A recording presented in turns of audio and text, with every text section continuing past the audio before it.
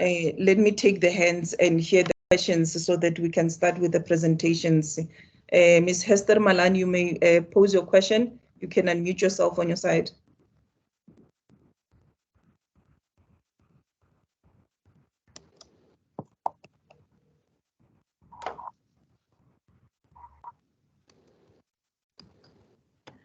Can we start the presentation, please, and questions afterwards as normal? Okay, no, it's fine. I think then you can all put your hands down. We're going to start with Mr. Clarence Caton. I'm going to share for him the presentation on my side because he's struggling with the issues of network on his side. He's the executive manager in the enforcement and compliance. Okay, let me accept other people. Let me flag his presentation so that he can start. Mr. Caton, can you hear us on your side? Yes, I can, Naledi. Okay, no, thank you so much. Let me try to open your presentations so you can speak through it. I will scroll it for you, in the interest of time, because also the network is not on our side. So okay. It's still loading.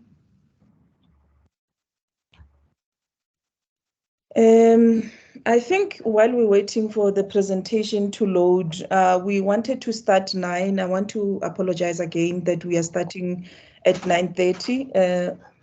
My name is Naledi. I am stakeholder for PPRA, and we are trying to introduce the webinars, so that, because when we are doing stakeholders, we cannot reach all the provinces. So we will continue to do them. This will be the one that we are trying to do via Teams with the access that we got from our IT.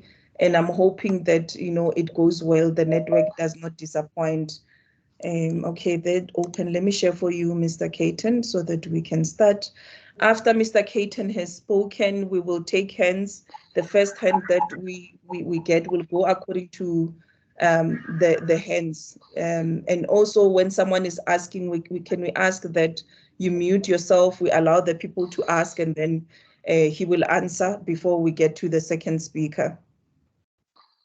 Okay, my system is loading again. Please bear with me. I'm going to flag it now.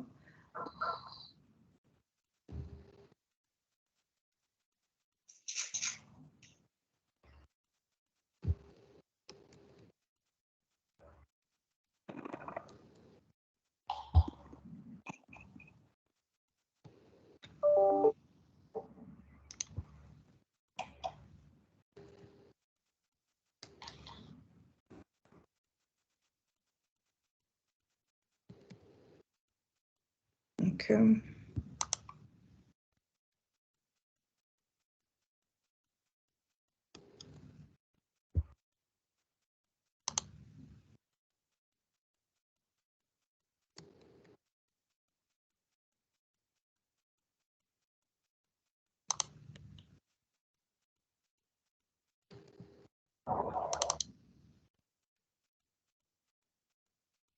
Can everyone see the presentation on your side?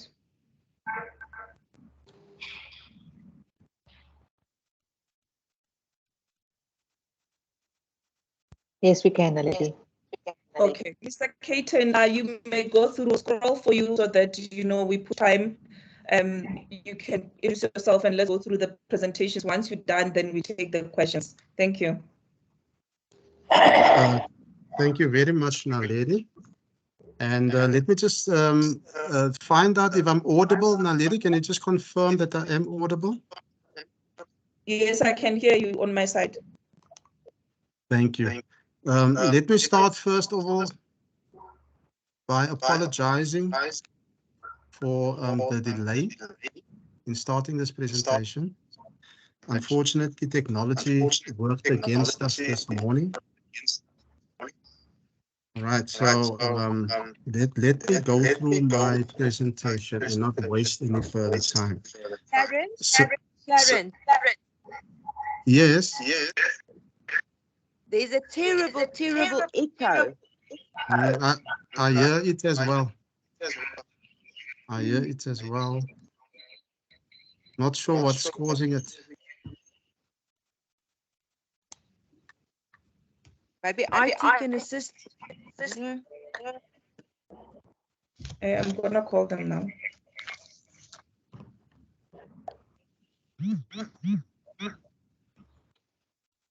And on my side, can you hear me clearly, ma'am, when I speak? Do you get an echo when I speak on my side? No, I don't. No. Mr. Kayton, do you But want Lady, I let's can hear present myself echo, and I heard that man Clarence echo terribly as well. I think we must just check that everybody's sound is on mute. Let me try again. Ah, now that echo is still there. Maybe try to speak again, Mr. Kayton. Let's hear.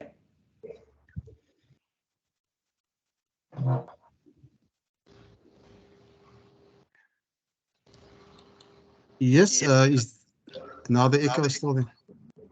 Unfortunately. Yes. Apologies for this property practitioners. If everyone's on mute, this should go away, hopefully. Unless there's a second device open on the part of the presenter. So if he's got more, if his cell phone and his device is open, it will also create an echo. Okay. Yeah, I've got no other devices open here. It's only my laptop. I'm also gonna mute myself, Mr. Kayton. Let's see. Me, please mute yourself. All right. So are you now the echo is still there? Now, Lady, can you just give 15 minutes? Apologies to all these stakeholders present. I really apologize. Can you just allow us 15 minutes just to sort this out with our IT? Apologies for that.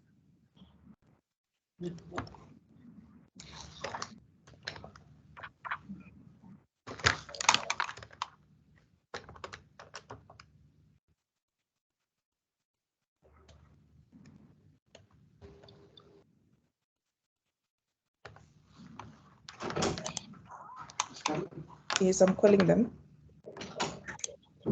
Hi, can you please come help Clarence with the network, please?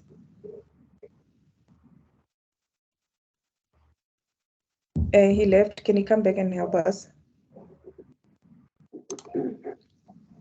Okay.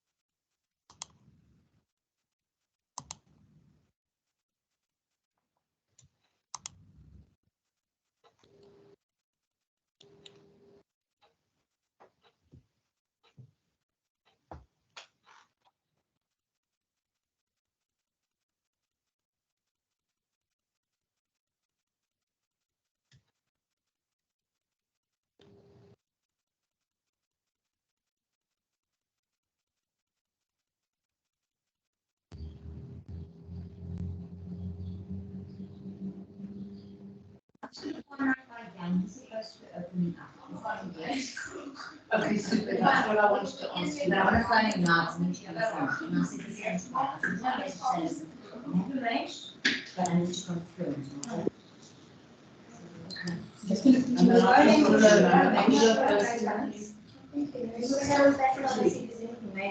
yeah, I need to refresh myself. But there is something.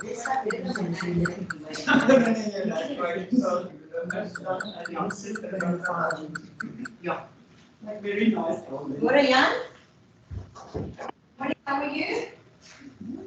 Good. Annalise said you open up for us to see Glen Aiden. Is that fine? Okay. And it's probably going to be around 2 o'clock. Yes. The gate again, last time it was open, or did we have to, can we just write it open? You leave the gates open for us. Guys, you need to please mute your mics. We can hear everything in your office. Just directly to the units. Okay, thank you very much. Thank you. Send this guys the box.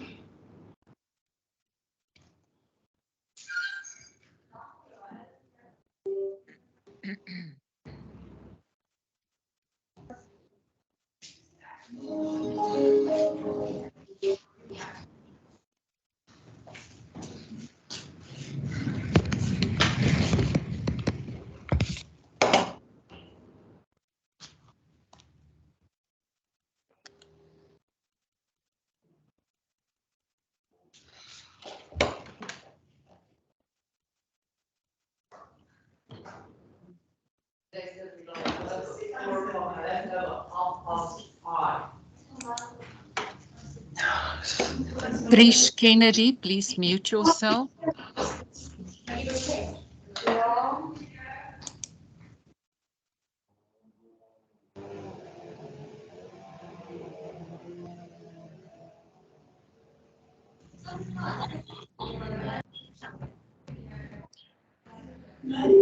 Kansi Buthelezi, please mute yourself.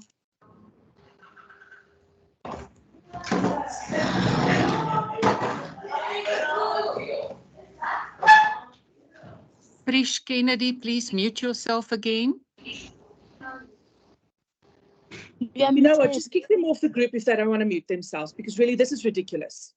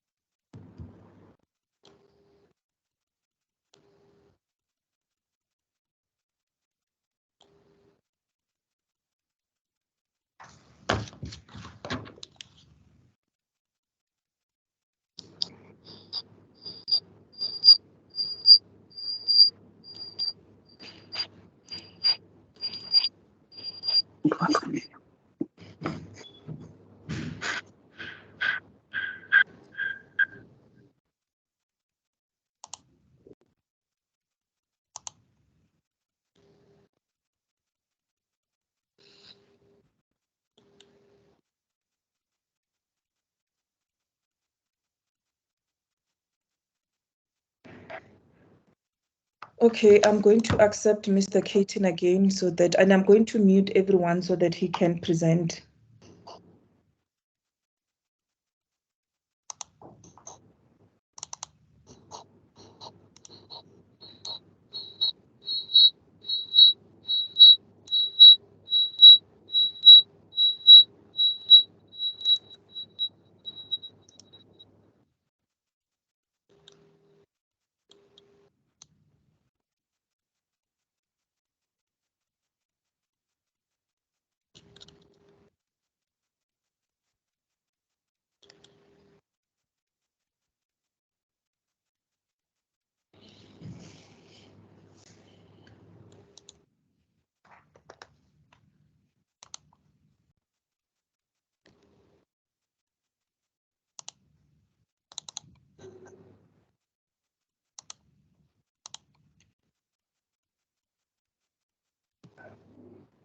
I'm back now, lady.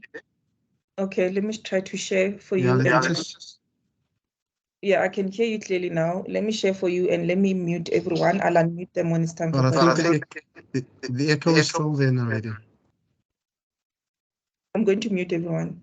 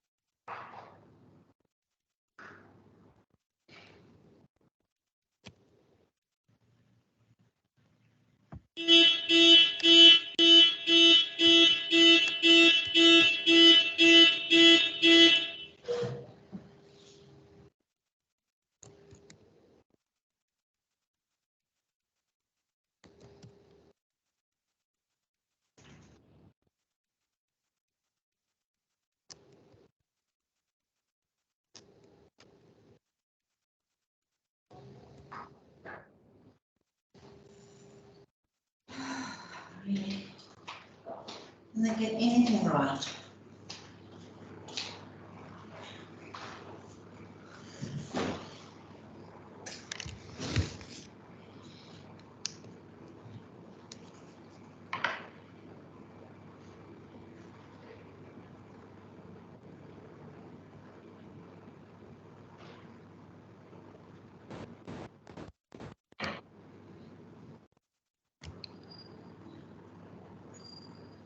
Len E12, please mute yourself.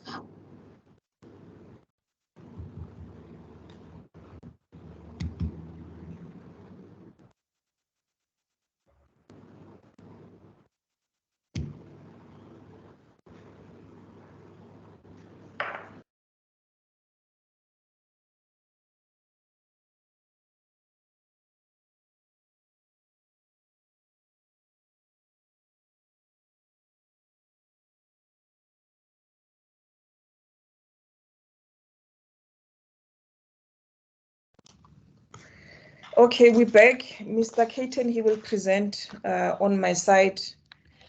He will come and present on my laptop because he's having issues really with the system so that we can push. Can you give me a thumbs up if you can see the presentation? I've muted everyone so there's no echo. Mr. Caton is here. You can start the presentation. Then I flagged it for you.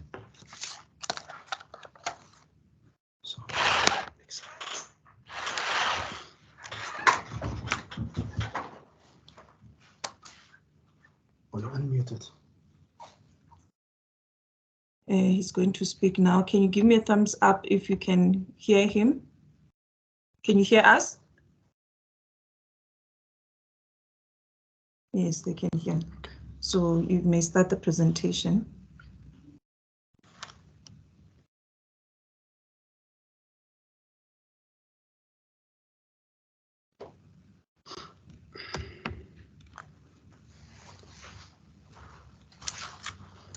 All right, so good morning, everyone.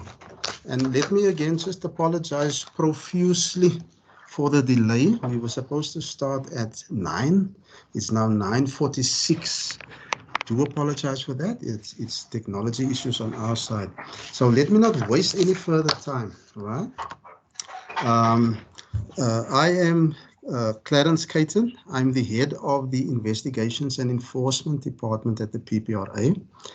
And this morning I will be discussing the enforcement of the Property Practitioners Act and how this affects property practitioners in their work and how it affects them in their work environment as they work with clients and so forth. So just as an introduction to the presentation, let's just have a brief look at who the PPRA is.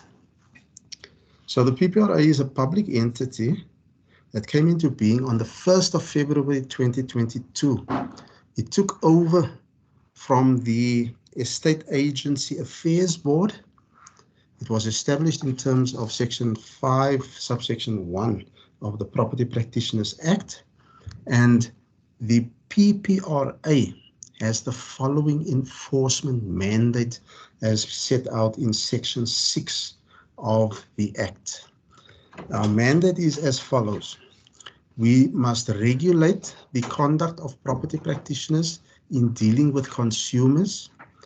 We must regulate the conduct of property practitioners insofar as their services are concerned. We must regulate and ensure compliance with the provisions of the Act.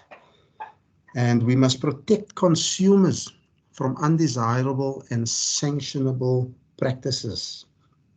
Then we must also regulate any other conduct which falls within the ambit of the Act.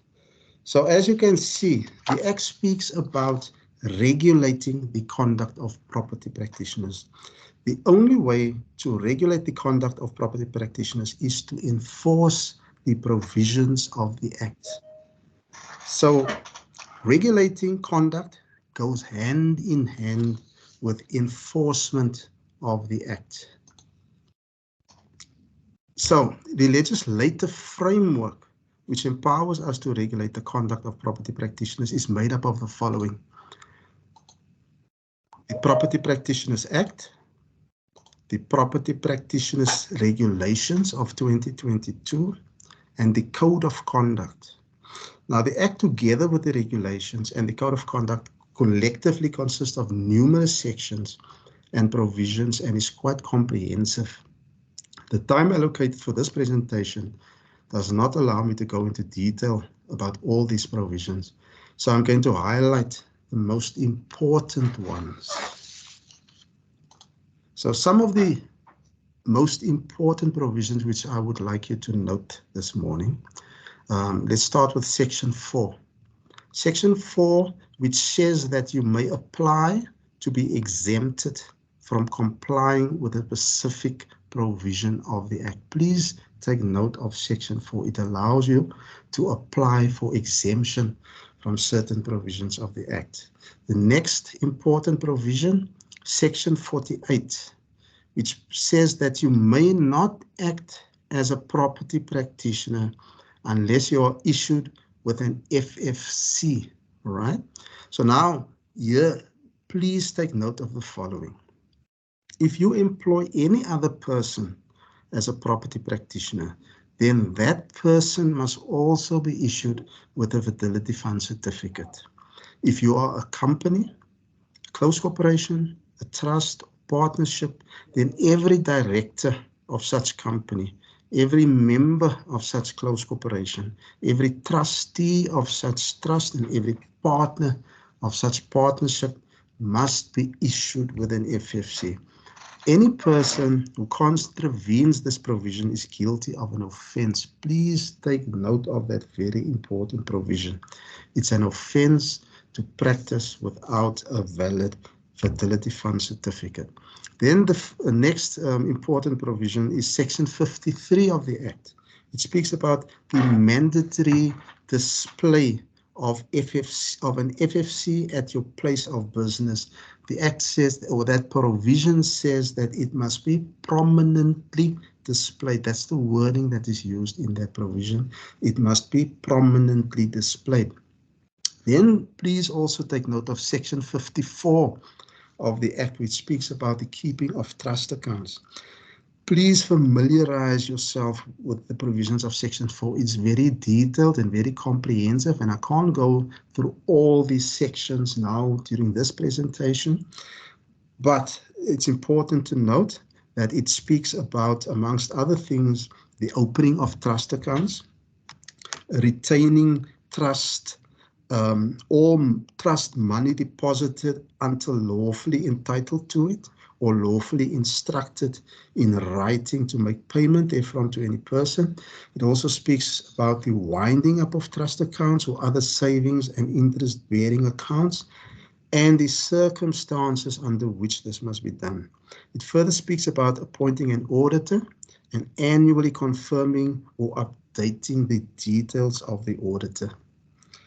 Also, please take note, although I haven't flighted it on this slide, but please take note of Section 23 of the Act, which exempts property practitioners with a turnover below 2.5 million from the audit requirements and provides instead for an independent review by a registered accountant. Further, take note of Regulation 2, although I haven't flighted it, of the Property Practitioners Regulations, which stipulates the circumstances under which a property practitioner is exempted from keeping a trust account. Next important provision, Section 58. It prohibits arrangements to use specific service providers or conveyances. So you may not enter into an arrangement in terms of which your client is obliged to use a certain conveyancer, right? Section 59 says that you have the duty to notify the PPRA in cases of insolvency or liquidation. We are finding that too many property practitioners do not notify the PPRA as required by this provision. Also, Very important to note here is that in the event of insolvency or liquidation of a property practitioner, the trust monies in the trust account do not form part of the insolvent estate. That is very important to note. Then further, Section 62, another important provision, it provides a duty to comply with the Act and with the Code of Conduct. Failure to comply with the Act or Code of Conduct constitutes sanctionable conduct. Please note that. Further, another important provision, Section 63, which is a very contentious provision at the moment. It prohibits undesirable business practice. And as I said, this is a very contentious issue at the moment, and the PPRA is taking a zero tolerance approach in respect of property practitioners who continue to enter into prohibited arrangements with homeowners associations. For the last section that I just wanted to take note is Section 67 of the Act, which says that you may not accept a mandate without the prescribed mandatory disclosure form being provided by the seller or the leaseor. Here, please take note of our practice note that was published on our website and can be accessed there.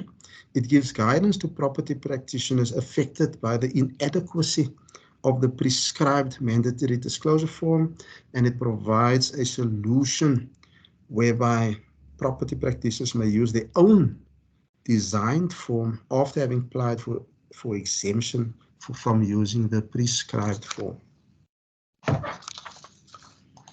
Right, so now let's have a look at how we regulate your conduct. Now that we have considered some of the important provisions of the Act, we're going to have a look at how we as PPRA go about enforcing the provisions of the Act, the regulations, and the Code of Conduct. Now, remember earlier, I spoke about the mandate of the PPRA and how it requires that we regulate the conduct of property practitioners. So let's go into how we regulate the conduct of property practitioners. We do so by conducting inspections and issuing compliance notices, by receiving and investigating complaints lodged against practitioners, by charging property practitioners and bringing them before an adjudicator, by withdrawing the property practitioner's fertility fund certificate, and by imposing fines, and also by reprimanding the practitioner and noting the transgression on the website. Now let's look at inspections. As I mentioned, it's a way of regulating conduct. So in terms of the Act, our CEO must appoint suitably qualified persons as inspectors and must issue each inspector with a certificate of appointment and an identification card. Inspectors so appointed have the same powers as a peace officer as defined in Section 1 of the Criminal Procedure Act. And in terms of the Act, inspectors have the powers to enter, search, inspect, and seize. But just to note, if an inspector arrives at your premises, whether it's a business premise or private residence, the inspector must show his certificate of appointment and the identity card. So inspectors may, without a search warrant and without prior notice, conduct inspections at any business premises, provided that it is done at a reasonable time.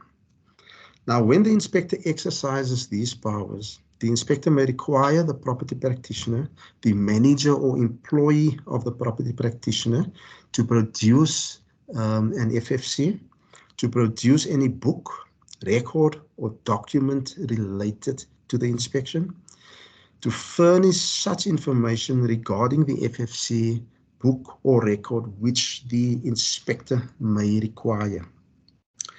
Where business is conducted at a private residence, the inspector must notify the practitioner in advance and in writing and set out the details of the inspection.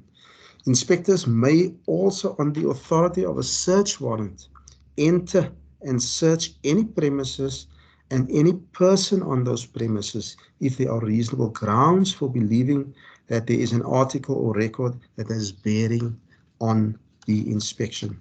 The inspector may examine such articles or records and also seize them if necessary. So, as you can see, inspectors have been provided with a wide range of powers. So, once an inspection uncovers a contravention of a minor nature, then the PPRA may issue the practitioner with a compliance notice. Now, in terms of the Act, compliance notices may be issued for contraventions of a minor nature. The compliance notice calls upon the practitioner to comply with the Act within a reasonable specified time. The compliance notice may specify a fine to be paid if the practitioner acknowledges his or her failure to comply with the Act. If the fine is paid, the practitioner may not be further prosecuted in respect of that specific contravention. The practitioner may make representations if disputing having contravened the Act. Failure to comply with the Act as demanded in the compliance notice or to pay a fine will result in prosecution before an adjudicator. Another method of regulating the conduct of property practitioners is to receive and investigating complaints lodged against those practitioners.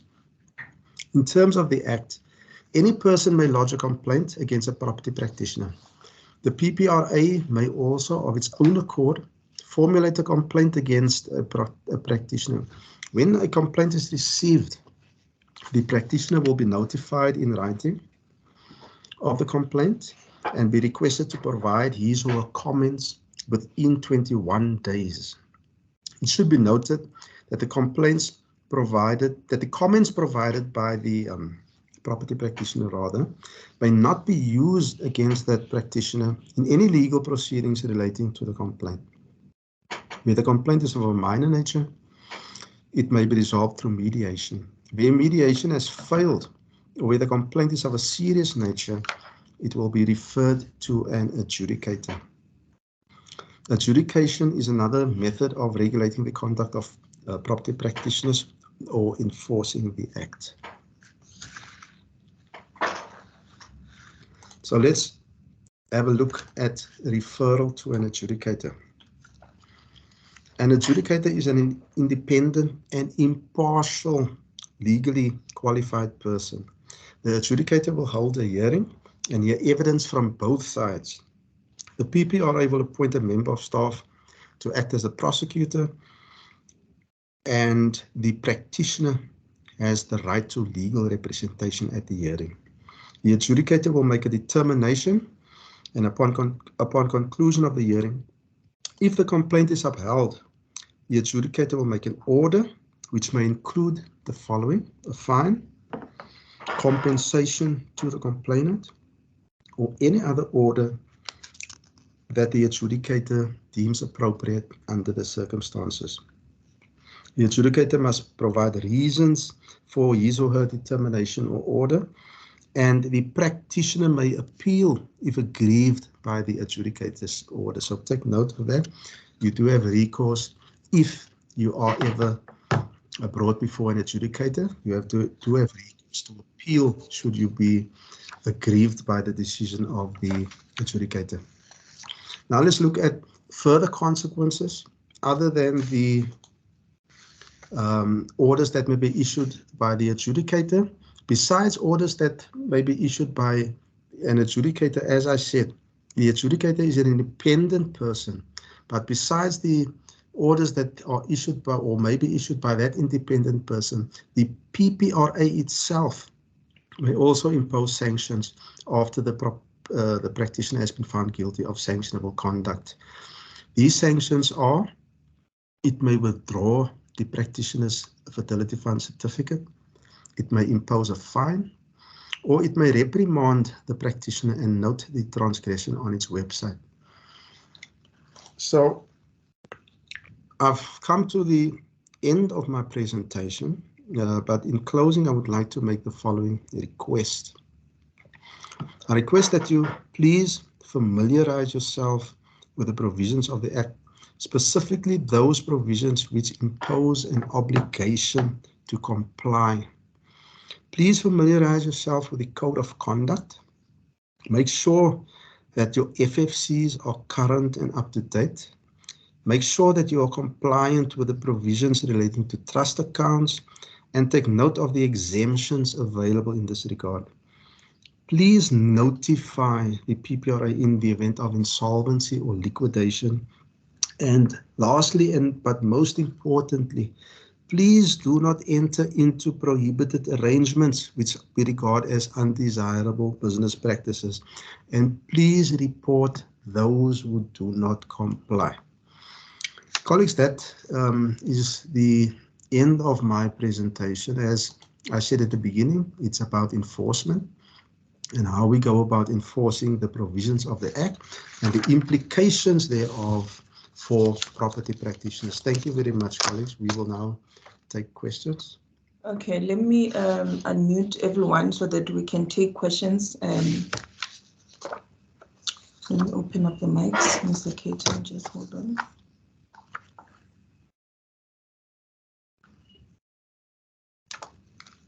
Okay.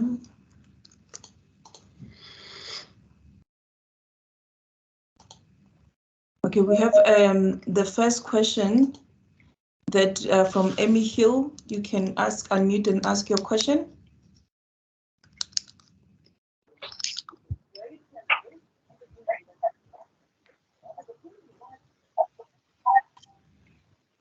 Please unmute yourself on your side.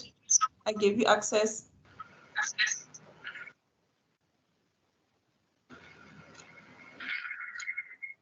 Okay, let me take Dumisani. You can come in and ask your question.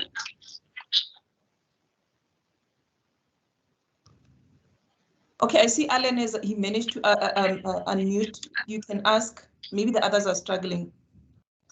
Yes, good morning. I've got two questions. The first one is in terms of the disclosure document.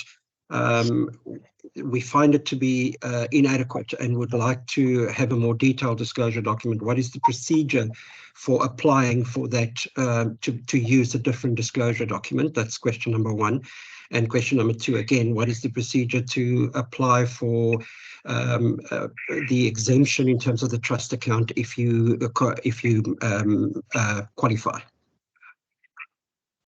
Okay, let's take another question.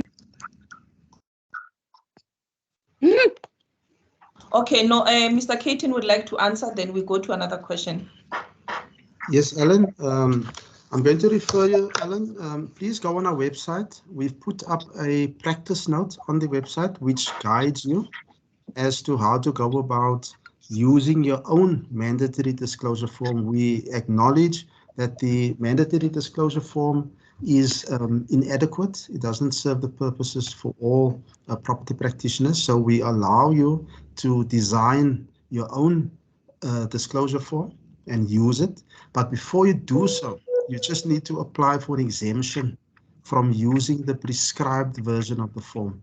The process is set out in the disclosure, in the practice note set out, published on our website. You can go and access it there. And if you have any questions, you're welcome to contact the PPRA and the registrations department, which deals with exemptions, will gladly guide you through the process and assist you, Alan. Okay, thank you so much. Abram, you can, because I see you managed to unmute yourself. Alan had a second question okay. with regards to application for exemptions. Alan, again, I'm going to advise you, there's a exemption committee, there's a process that you must follow, and you need to fill in an application form. It starts with, I think the application form is referred to as a Form E1.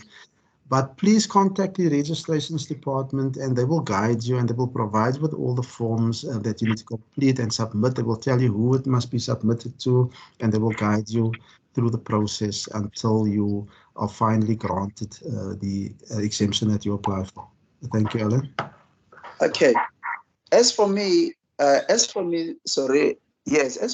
have applied for the exemption, But I can tell you, I've been sending all the documentations to PPRA, I think 2 times. I don't receive any feedback whatsoever.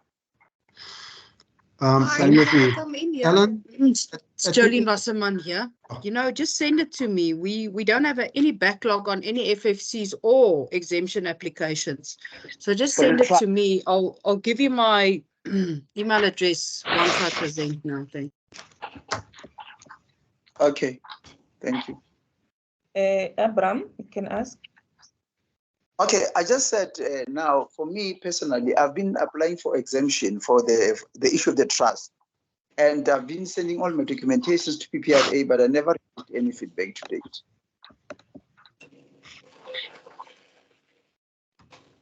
Is it the same question that Ms. Wasserman answered?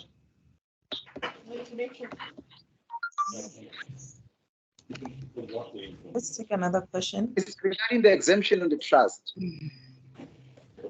Yes, because she deals with all the exemptions. That's why if you send it to her, she's going to assist you.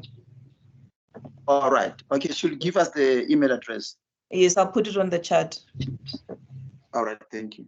Yes, do we have, I see hands, but I think maybe you're struggling to unmute yourself. I gave you access to unmute yourself. Let me see who managed to unmute themselves so that we can Lady, may I speak?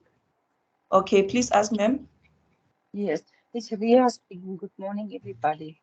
I just want to know if you come to my office as an inspector, and we have applied and we've looked queries and we've called and we've sent various emails. What is the proof of defending myself that you would want to see? That's my first question. Second of all, is there a process at the PPRA that we can follow if we do not receive any?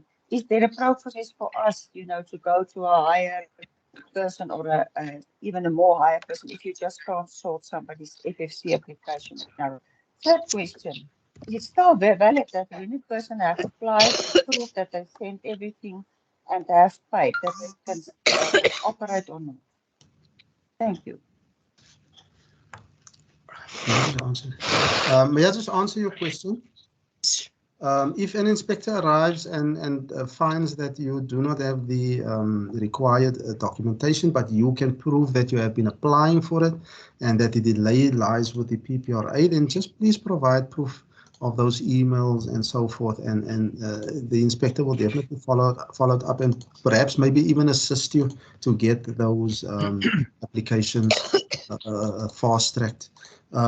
With regards to the process for escalating your queries if they are not being addressed, I think after this webinar, I'm going to ask Naledi just maybe to put up my email address as well. I'm quite willing to accept emails and try and assist you where I can. Yeah, so Ria, I think that was your name. If you can show that you have made attempts to apply for a specific documentation, which the inspector finds that you do not have, please just provide that proof of emails, etc., something to show that you have made some attempt to become compliant. Thank you, Ria. Can I just ask, so may a candidate then continue to work if everything has been handed in and paid? I did not. Can you just repeat that question, Ria? I just want to ask that if a rookie agent or a candidate has paid and applied, and we have locked the query and we still don't receive the FFC, are we allowed to allow them to continue working? As long as you can keep us that proof, Ria. So if there's any action, if the candidate gets accused of practicing without a fertility fund certificate, if you can back it up and substantiate that there has been applications made, there's payment made, and that the delay is actually on the side of the PPRA, it's very unlikely that we will take action against that candidate attorney, Ria. So I would say that the person can continue, but as long as you definitely did make the payment and definitely did make attempts to apply for that FFC. Yeah, can I just come in here perhaps? Very much. Remember. Can I just ask the last question do we need to pay for a new company if you register one, or not only for the principal? Ria, I'm going to answer those questions when I present, and I will tell you all about the documents and everything, okay? Thank you.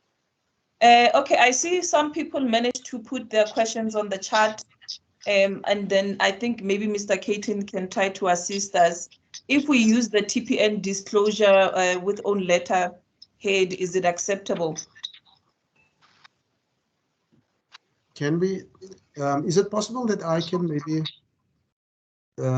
is there a way of getting all these questions? The questions to email? Yeah, to email that I respond.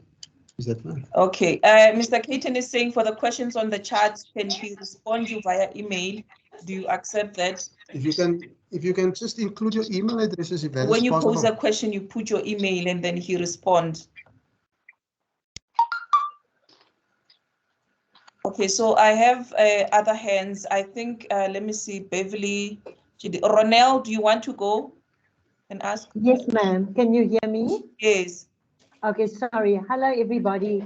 I just wanted to ask, this particular presentation, will you make it available for us to print out?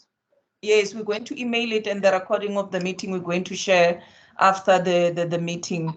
And Okay, also, please. can I say for all FFC queries and questions and registrations, you will ask to Ms. Wasserman. She's going to present now when we finish with the set of questions, and she will answer most of them. So, but for now, for any legal questions that you might have, you can ask Mr. Caton. And the education questions, Nomsa will also be the last presenter on education. I see Anton Duplessis, do you want to ask? Hi, a quick question. With regards to the disclosure document, you know, if I'm sitting with a client and they wanting to give me a sole mandate, obviously, like many agents, I don't want to come back the next day to get the mandate. The law requires me not to accept a mandate without the disclosure document. Now, I want to just query the acceptance of the mandate. If the person signs the mandate and they haven't applied their minds to the disclosure of the defects in their house, and they'd like to take some time to do that properly, which I would advise. I don't want them rushing off that disclosure document in front of me without thinking about it. Does the acceptance of the mandate mean only when I sign that I've accepted the mandate? Or does the fact that the client signs a mandate and gives it to me mean I'm accepting a mandate from them? Anton, let me answer you in this way, right? We need to remember what the purposes of this disclosure form is. It's there to protect the consumer. And I don't think we're going to be that pedantic, Anton, to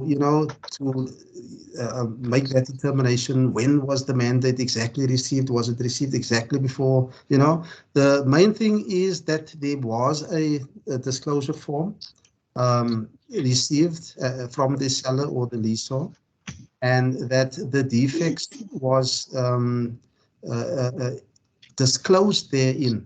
I think that is the important part to remember. I don't think we're going to be that pedantic to try and investigate which one came first. The important thing is that there is one, right?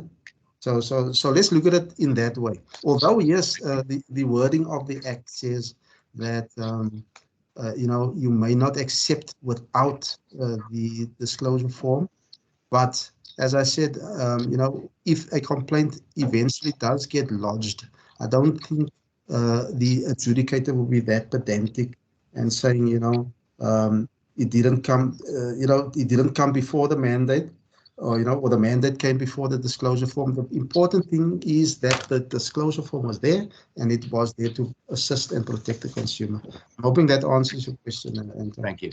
Agree. Hi, sorry, it's Bev speaking. Okay. A quick question on the mandatory disclosure form. It's around the letting and sales. Okay, is it the letting and sales of any property type, or is it purely around residential? Because it seems to be grey on that side. Yes, it is grey on that side. You're quite correct. And that's why we have put up the practice note on our website. Please go and access it. You are allowed to use your own disclosure form. You are allowed to design your own disclosure form for your specific purposes and use that one. If this one that is specific to residential doesn't meet your specific needs, then please use your own disclosure form, design your own disclosure form, and then apply for the exemption. You need to apply for the exemption to be exempted from using the prescribed form, because that form that you are speaking about that is more relevant to residential properties is unfortunately prescribed in terms of the Act. So in order for you to use a different form than the one that is prescribed, you can apply for exemption, and once you've been exempted, you can use your own form that is specific to your needs. Okay, sorry, I just want to clarify my question. Do mandatory disclosure forms have to be completed for any property type, i.e. for retail letting of shops, for letting of offices, or is it only for residential letting and sales? Okay, all right. Okay, I understand your question. All right. So let's look at the purpose of the disclosure form. As I was explaining to Anton, it's there to protect the consumer.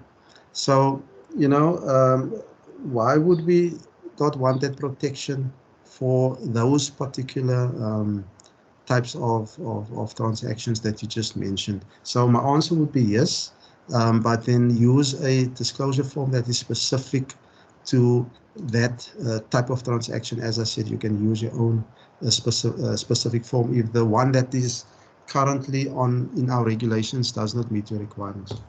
Okay, so the act does not specifically prescribe to residential. That's all I need to know. Thank you very much. Do you have another question? Yes, please. I would like to know if can we use the TPN mandatory disclosure form, because of that is where we purchase our own documents.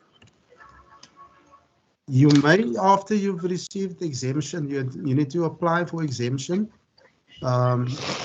because the Act says that you must use our form, right? The Act says you must use our form, but you can be exempted from using our form. Then you can use that form that you just referred to.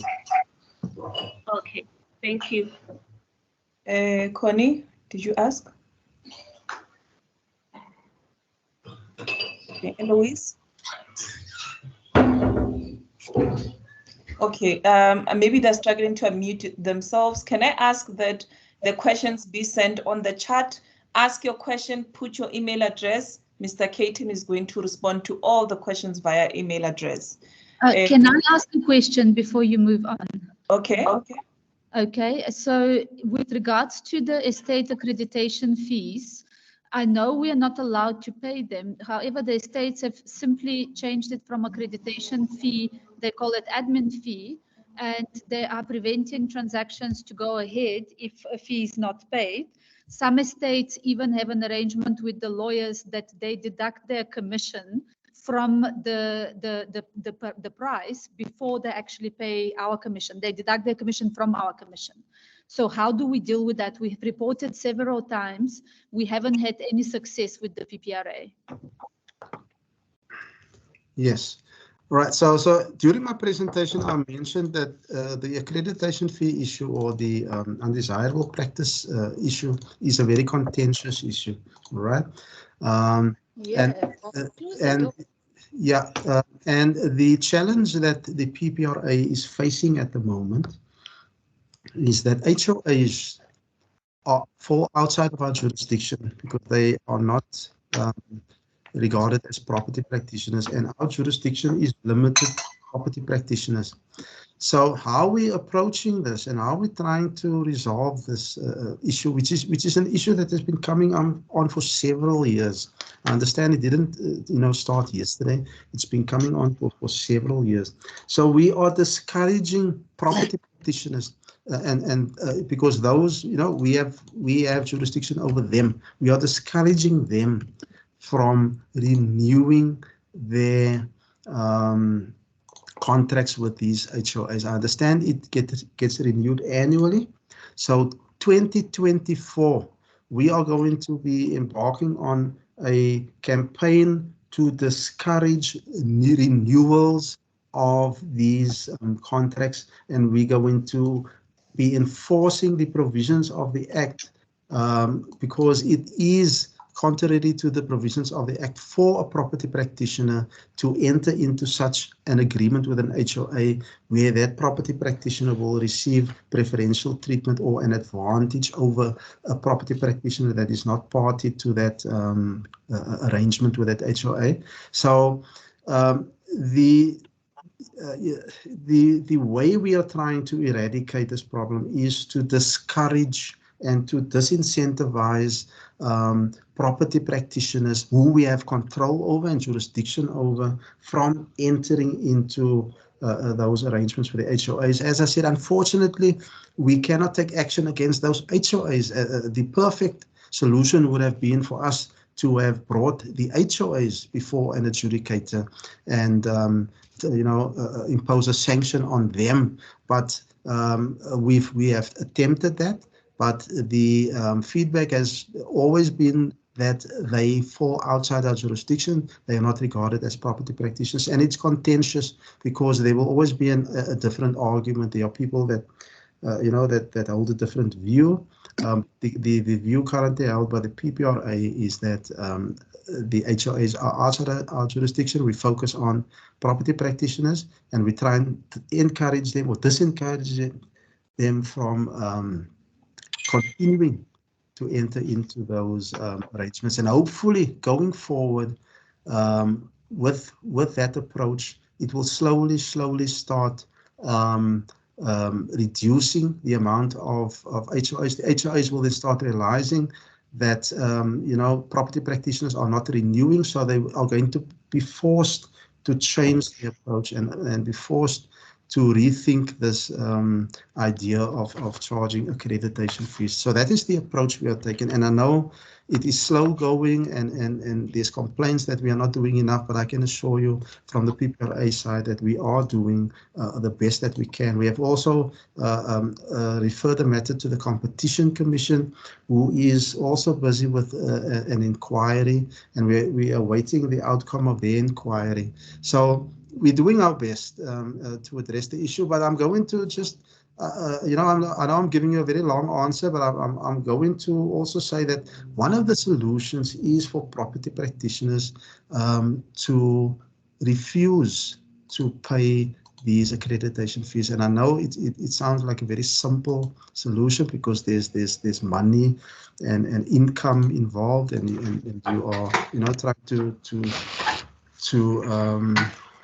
earn an income, and that is going to affect that income. But I think if property practitioners can also assist by refusing to enter into those arrangements with these HOAs, then that's the only time and the only way that we're going to make progress in this matter. But I can assure you that from PPRA side, we are doing the best to assist, and I know it's taking long.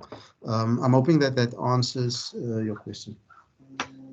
Unfortunately not, because that pretty much would mean we cannot conduct any business because they refuse to register, to issue levy clearances for a house to be registered without the property practitioner having paid a fee. So what you're saying is that seller cannot sell, or they have to go and choose someone else. And like I said, we have reported where an estate has literally written an email to the seller saying, go and choose another property practitioner who is in good standing with us. That is the first part of the question. The second part of my question is, there are estates that take a portion of our commission on registration. We have no option there. No one asks us. Literally, the commission is taken off our commission by the lawyers.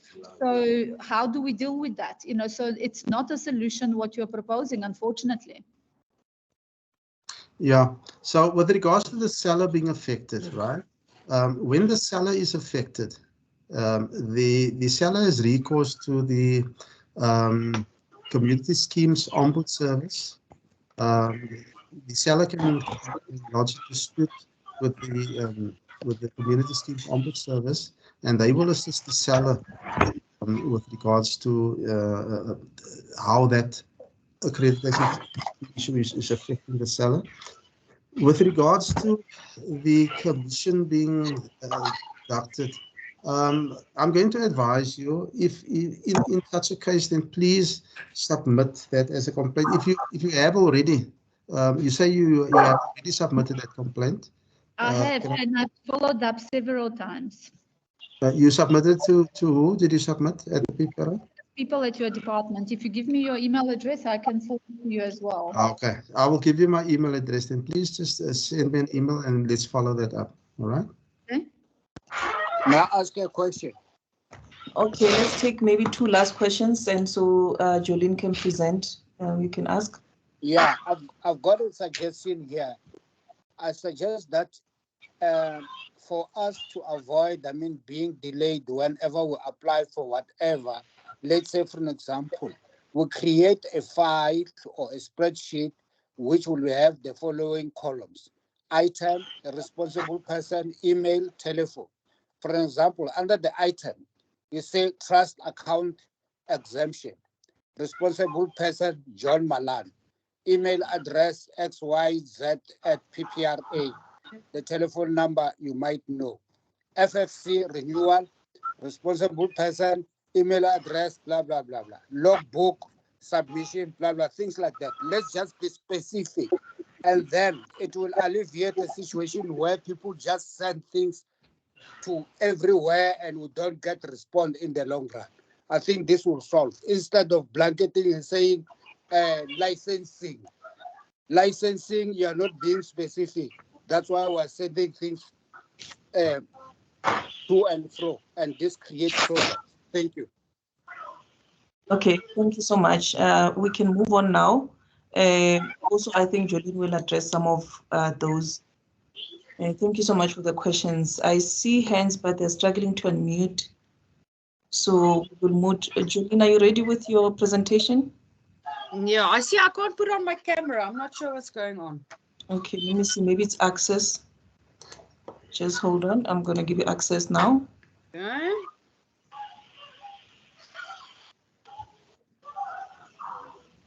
But it might affect your network, because we also had a challenge in the morning with network. Oh, is it? Now, Yeah. let's just put me on so I can introduce myself. You can do it.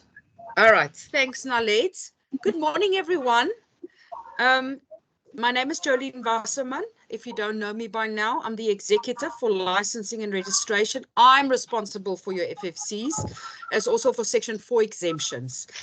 It's quite concerning. I've heard the previous speaker asking for email addresses. Now, all the executives' email addresses, as well as their telephone numbers, are on the public domain. So I'm not sure why you do not some of the executives' email addresses. Now, Lady was going to put it on the chat for us. Let me just run through it quickly so we all understand who's dealing with what. I'm Jolene. I deal with your FFCs, your change of employment, your firms, everything to do with licensing you at the end of the day across all 12 categories. So I'm responsible for registering all 12 categories. I put my email address. Don't worry, everybody's got it, I'm sure, and my telephone number. Now, Clarence Caton.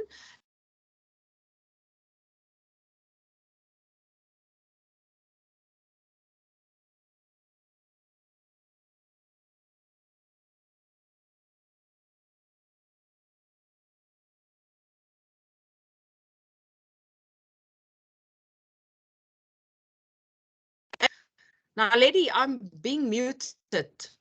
Yeah, I was. Can everybody hear me? But you are back now. Okay, cool.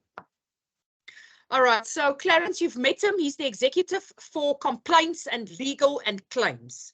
Then Mafundo Daki is the executive for education. So please don't send me your education, your legal complaints, your claims, anything like that. I only deal with FFCs and Section 4 applications. Can you guys hear me? Yes, you Jonathan, can. maybe mute the video so Okay, that. I'm going to switch off my camera. I don't know what's wrong, but now you know who I am and how I look like. Okay. Let me switch it off. So, all right. So Mafundo Daki is the executive for education. He deals with everything education. I see lots of things for education, CPD, things like that. You need to email Mafundo. Naledi, please put his email address. Then Ebert Potgieter is the CFO. And you're going to send him escalation to him for all finance queries. Then Danao Mapatlele is the executive for audit. If there's anything with your audit, you're going to send it to Danao. Who else we got? Kamal Pillay you won't deal with. He's the CIO, Chief Information Officer. And Jonathan is our CCSO for HR and stuff like that. So you're also not going to deal with him. So be sure you know who's your executive in the department and their email addresses and telephone numbers so you can contact them. It mustn't be a guessing game who's your executive. You should know who's your executive at the end of the day. Very, very important. Now, I can't share. That button is not open for me. I gave you access. Let me check again. Okay.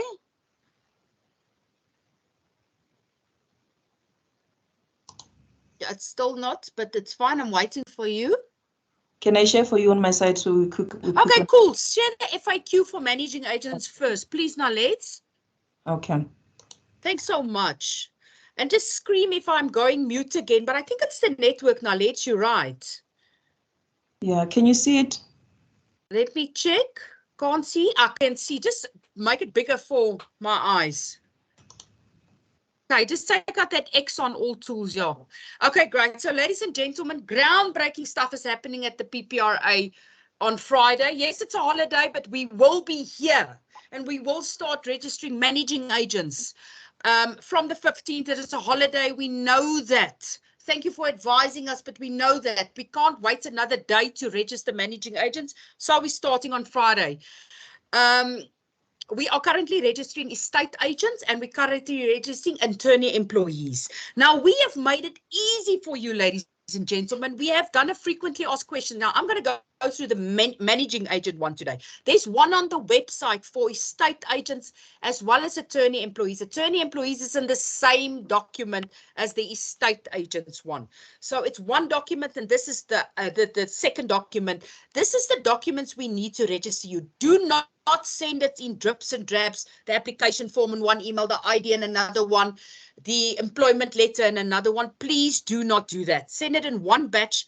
Register on the portal. I'm going to take it through. I'm going to take you through it exactly how to register here today. You don't have to guess. You don't have to ask. You just have to follow those steps. I've tried it myself as a layman. Remember, I've not registered before. I've tried it from your point of view on the website. Our portal is currently not working now because remember, we're only opening on Friday. So please don't register your managing agent now. It's only going to be open on Friday. So managing agents, we're registering you Friday, as I said. What is the definition of a property practitioner? It is any person who in the normal course of business sells, lets, rents, markets, auctions, or manages a property on behalf of someone else for remuneration. It can be either a natural person, a sole prop, a trust, a CC, a juristic person, can be a CC, a PTY. In addition, the definition includes persons who perform activities such as developers, bond originators, bridging finance practitioners, business brokers, intermediaries, and property practitioners. Why can't, oh, you are sharing. Please go up now, let's. Who falls under the definition of a property practitioner? So we're no longer talking about only estate agents. We are inclusive now. We have advanced.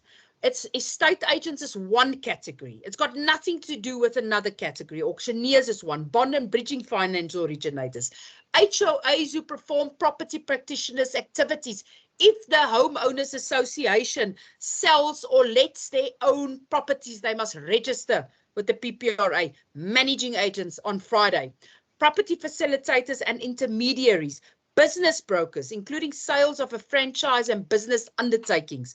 Developers who sells or lets their own property must register. Timeshare and fractional ownership. When you have a week at some or other hotel, and that hotel gives you that timeshare, that hotel must register with us. And property advertising platforms, who's the biggest one? Property 24, private property, Gumtree, Facebook, TikTok, anywhere where we are advertising property. Please scroll down. We are opening up all these categories from December straight up until when we've registered everyone. So we're not going to stop until everyone is registered. Then property practitioners specializing in collecting and distributing trust monies, payment processing agents, and then of course attorney employees. I want to make it very clear, ladies and gentlemen, principles only apply to estate agents. Do not fill in your managing agent form on Friday stating the principal is Joe Soap. No principles, it's only related to an estate agent. If you sell or let, you'll have a principal. All other 11 categories has got directors in your company or a mentor. So please, principals are exclusively for estate agents. What activities fall under the definition of an MA? The owner and staff who perform property practitioners' activities must hold an FFC. We deliberately didn't give titles, but let me give you a title that will register with the PPRA. Portfolio managers and their assistants, because they perform property practitioners' duties. You set down the AGM, you send letters to the community scheme, whether it be a body corporate, an HOA, etc., when you manage a community scheme, anything like that. And then, of course, the person that touches the trust money must register. If, for instance, I'm the receptionist, but I have access to the bank account and I can steal the money of my clients, of the body's corporate, you must register me, even though I'm the receptionist at the firm.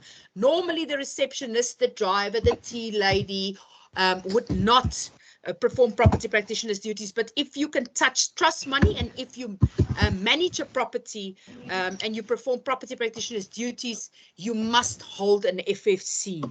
All the directors must also hold an FFC at the end of the day. So let's just be clear on that. It's regarding managing agents. And remember, this document is already on the website. Our new forms are on the website. Everything is on the website for you. It's going live on Friday when you can send it through to us. Okay. Can I be a director in multiple companies and multiple industries?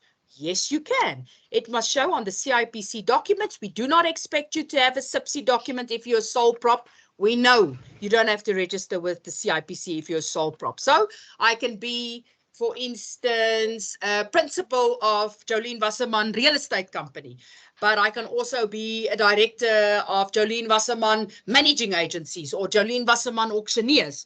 You must hold an FFC for each different industry that you're in. So we all know you wear many hats. You not only sell or rent out property, but you also manage that property. Then you have to have 2 FFCs and you have to pay for 2 FFCs.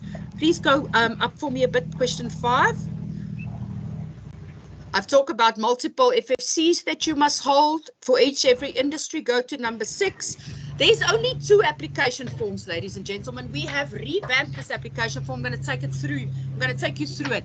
There's only 2 application forms. Whether you're an estate agent or payment processing platform, there's only 2. One for the firm, one for the individual. There's no one for principal, one for the portfolio manager, one for the auctioneer. There's only 2. One for the firm, one for the individual. For each separate individual, the director must fill in 1.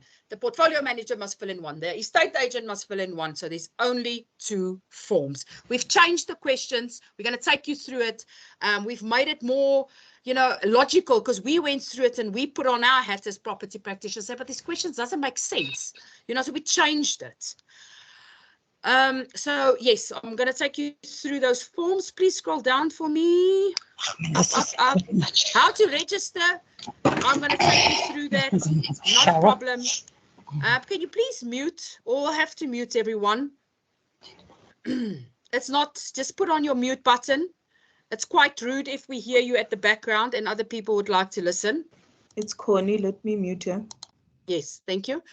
All right. So I have to stress that you can be exempted from having a trust account, but you can say, Jolene, all the bodies corporates and all the homeowners associations, and if I'm an estate agent, they all have their own trust accounts. That's perfect. You don't have to have a trust account in terms of Section 51. We can exempt you. Just fill in my E1 exemption form and say, I don't want a trust account in terms of 54.1. And we'll exempt you, no problem. If your clients hold their own trust account or it goes directly to the conveyance's trust account, we'll exempt you. These are all the documents you need. I'm not going to take you through it. It's self-explanatory. The reason why, Ruida, can you please mute yourself? Or leave the chat if you're not interested, please. So we receive so many queries in licensing and registration. Let me just tell you, by the way, we are very proud. And I don't know if you attended my webinar on the 1st of December with Meeting Pal. They had actually a bug from Southeast Asia, and that's why this whole thing crashed. Unbelievable, but in any event. So that's what happened there. I've said to you back then that we've cleared the backlog. It took us from April. So now we've cleared it, 30,000 activities. There's no FFCs outstanding. The only FFCs outstanding is from November. There's 250 people that did not receive their FFCs from January this year up until the 30th of November due to the fact that you've not sent us all the compliant documents. I am going to send a bulk email to all of you later today or tomorrow to say these are the documents we need. If you send it in batches, we can surely not get all of it because we get thousands of applications a week and we've cleared all that. We've issued 12,500 FFCs. We cleared 30,000 activities. We only actually in fact have from December outstanding. So if you've not sent something for your firm registration or if you've not sent something for your individual registration, we cannot process it. That's also the law states. If you've not submitted all your compliant documents, the time starts afresh. And then we do not have to issue it within 30 days. However, we've made target ever since Q2 issued FFCs within 30 days if compliant documents have been received. So please read through the FAQ what you need to submit. We're not going to ask you for any other documents other than what is in my FFQ. How to deregister a firm, quite self-explanatory. Please go up now, lady. You can read that as well. It's similar across all entities. There's not a FAQ for managing agents, not going to differ that much from a FAQ for estate agents. Just please read the FAQ in the industry you fall in. I beg you.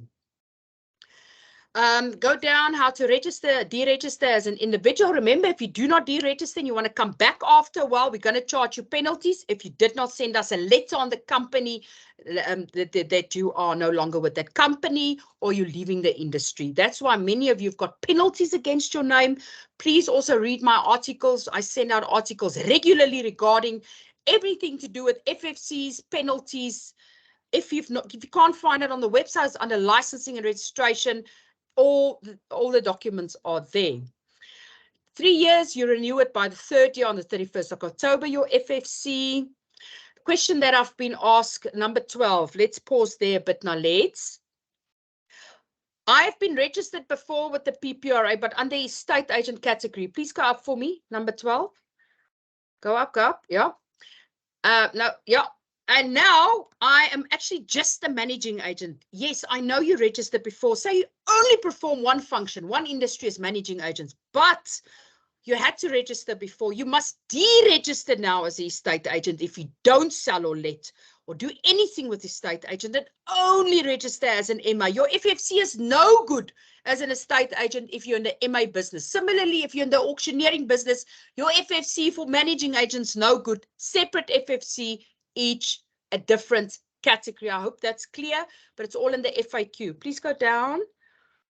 How do you register as a foreigner? It's there. We need your work permit. We know Department of Home Affairs are pretty behind. Just give us a letter from them stating they're behind of issuing your work permit. That's also acceptable for us. Where can I find the application forms? It's right there on the website. How can I obtain an exemption? You fill in the E1 form. Please go down. Go down, Arlette. Down, down, down. I have qualifications. Let's pause there. And I think Nomsa's, I'm not sure that she present or not. We are very, very aware of the fact that we are not going to reinvent the wheel here at the PPRA. If you have qualifications previously, nothing has been set in stone as well for MAs. The only education requirements has been set is for estate agents. So we are not going to penalize you for our faults. You're going to fill in the E1 form there. You're going to ask to be exempted from regulation 33 of the PPA. That's the education requirements. So we have not set it, and you're going to have a couple of years in any event to complete it. So nobody said you must have a doctor or a master to enter managing agent or any other category. It's not set in stone. I'm sure Nomska is going to talk about it. Please note there, number 16, Mafundo Daki is the executive for education. Please get in touch with him for all your education, your PDE learning, your NQF5, NQF4, your exams, your CPD, anything to do with your education, that disqualification notices, get in touch with Mafundo Daki or Nomsa. That's unfortunately not for my business unit.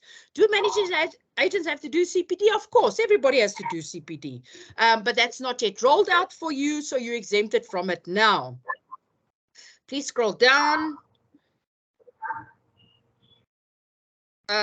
Should the legal staff register with the PPRA only if they perform activities as mentioned previously? They manage this community scheme and or they can touch trust money. Who should not register? Remember, we're reluctant to give titles, but sometimes it's a receptionist, the cleaners, the tea ladies, drivers, maintenance staff, bookkeepers, and accountants. But if your accountant touches trust money and can move funds around and push that button and can misappropriate the funds, they must register with us.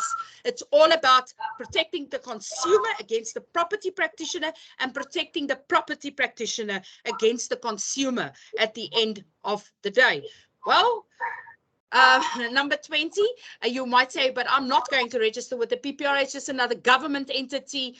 I'm not going to do it. Well, it's against the law. Section 48(1) says no person or entity may act as a PP unless they're issued with a FFC. And if they're employed by a PP, they must have an FFC. No remuneration is payable to a managing agent, an estate agent, attorney, employee, if they do not hold an FFC. And I send out daily emails to conveyancers. I'm a conveyancer myself, stating, do not pay out the commission to the estate agent due to the fact that the firm or the principal does not have an FFC.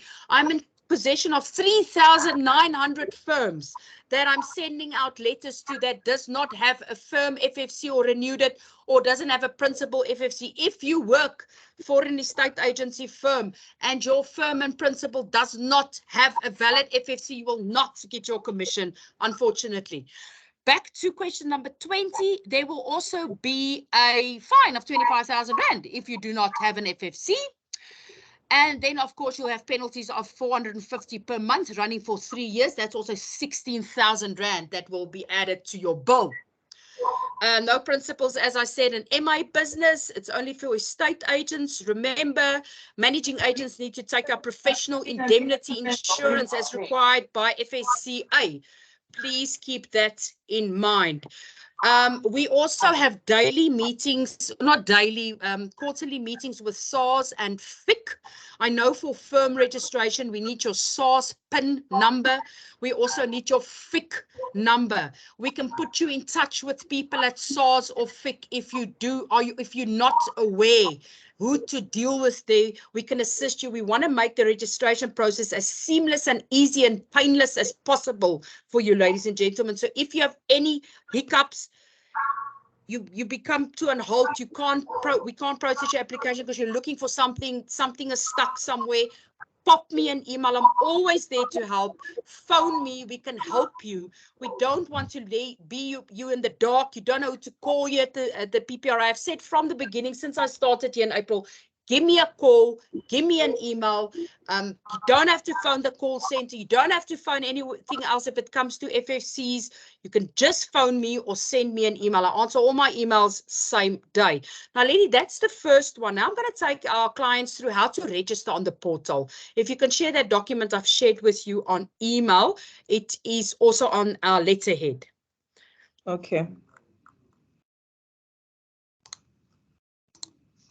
I'm going to share it now. Thanks, Nalette. Let me close this one. Okay.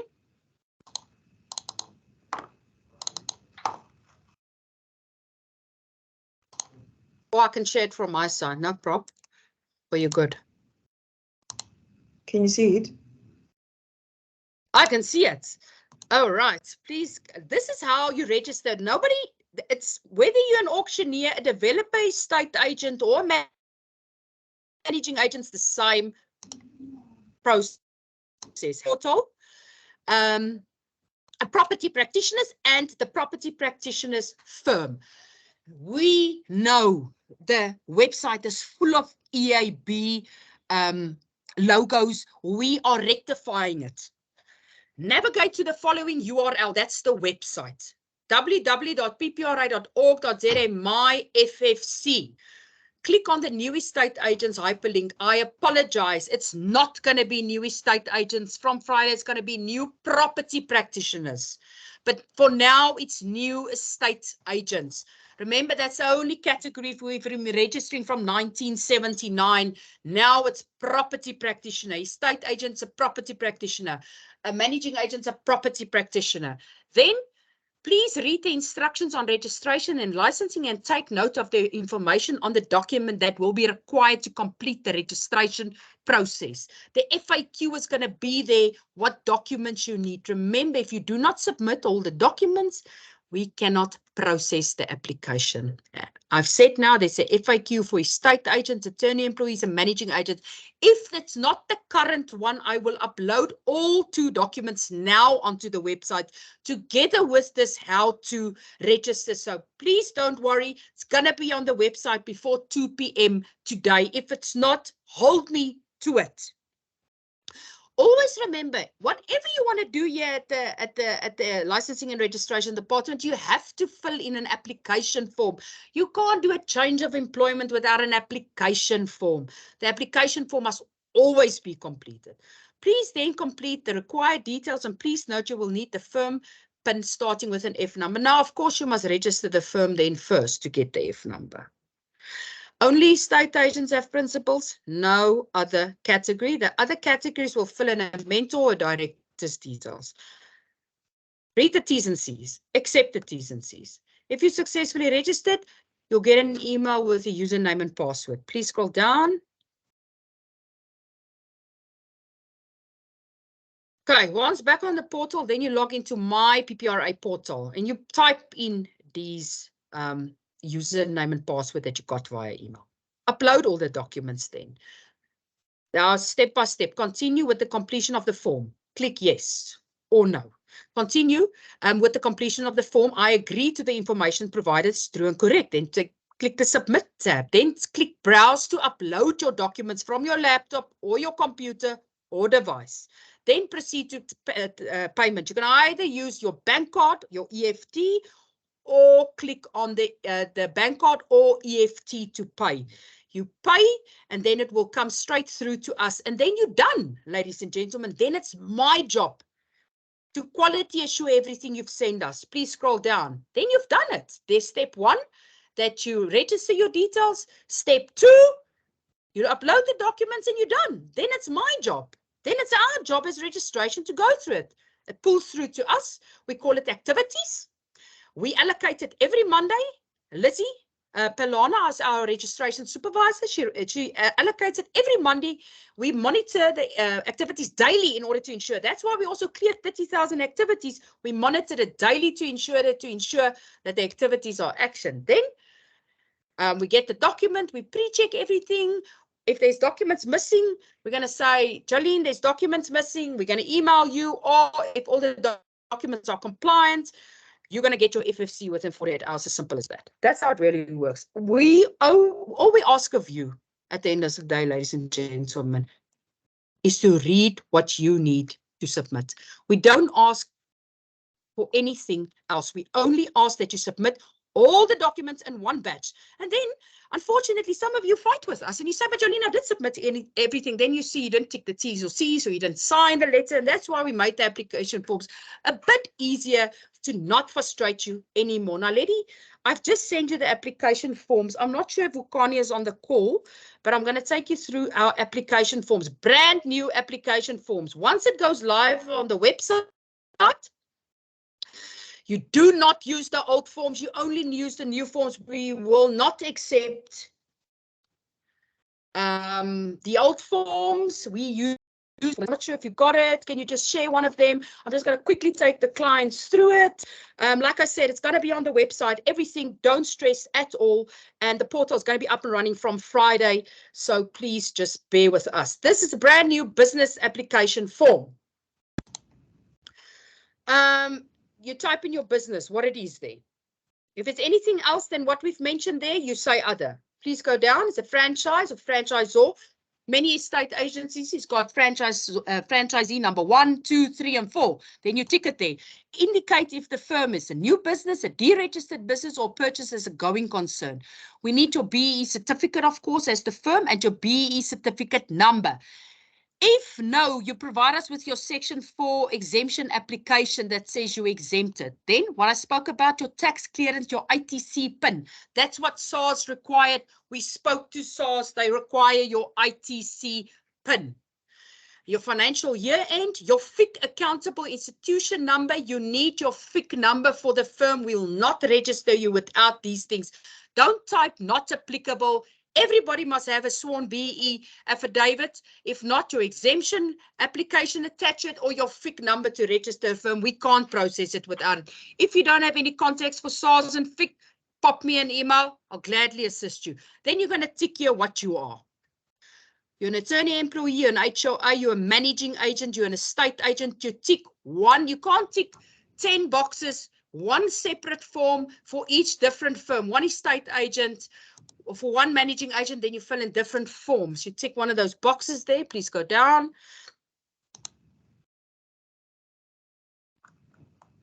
Okay, then you're going to fill in the details there. Principal, directors, trustees, email addresses, then your principal place of business. Remember, there's no BEE for a sole proprietor. I must make that clear. If you're a sole proprietor, no BEE form. That's perfectly fine. We will process your application. Also not for a partnership. For a partnership, no BEE certificate. But if you, a company or a CC, will need your BEE certificate. So please just keep that in mind, because remember, the sole prop is linked to the individual at the end of the day. But we need proof of your FIC, always your FIC in each and every situation. Please go down. You can just fill in this. You can fill in your town, your province. We're not going to give you the provinces or town. You'll know best where you are. Go down. Trust account. Do you have a trust account? If no, give us the exemption. It's an E1 exemption if you don't have a trust account and we've exempted you. You can't decide you're going to exempt yourself. We'll need to exempt you from your trust account. Who's your auditors in the matter? You always have to have auditors. Go down.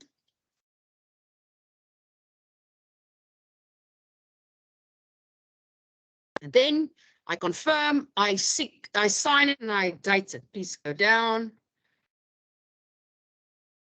Okay, this is your T's and C's. You can read through it.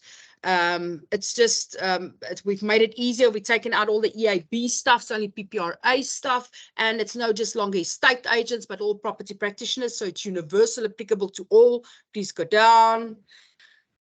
That's your declaration. Go down. Accuracy, compliance, go down. You can read it, everything. When you must renew your FFC, and that's it, ladies and gentlemen, for your firm. You sign it at the bottom, and that's it. Thanks, non-leads. And there's we might space for 4 directors. If there's more, just add an addendum. Please can we go to the individual one? This forms will be live from today. You fill in this form going forward, not the old form. We're going to allocate Monday. We always allocate Mondays. Thank you, non-leads. Okay, I'm sharing it. Okay, thank you. Now, this is your individual one. If you're not a juristic, if you don't register your firm, this is the form. There's only one form for all property practitioners. Go down. The personal information, who you are there, gender, male, female, and we've placed other. If you're non-binary, you can click other. What are you? Race is very important due to the fact with our transformation and our statistics, we entice people of color to enter the industry. Please take your race, your citizenship. Your citizenship, if you say you're not South African, you're going to attach your work permit, etc., as per your FAQ. Please go down, your contact information. I really want to get to the questions. Go down, you can fill all this in for us. Town, province, residential address. Now remember, you can put your business address there because it's going to reflect on your FFC. Status of your employment. What are you? If you're an employee, you tick employee there. We didn't just say employee. It's and then you can just put other there. Please go down. Now there you tick what you are, which industry, stuff, a declaration. We've made it correct and incorrect now. Please go down. Am I a South African citizen? Now let's please go on.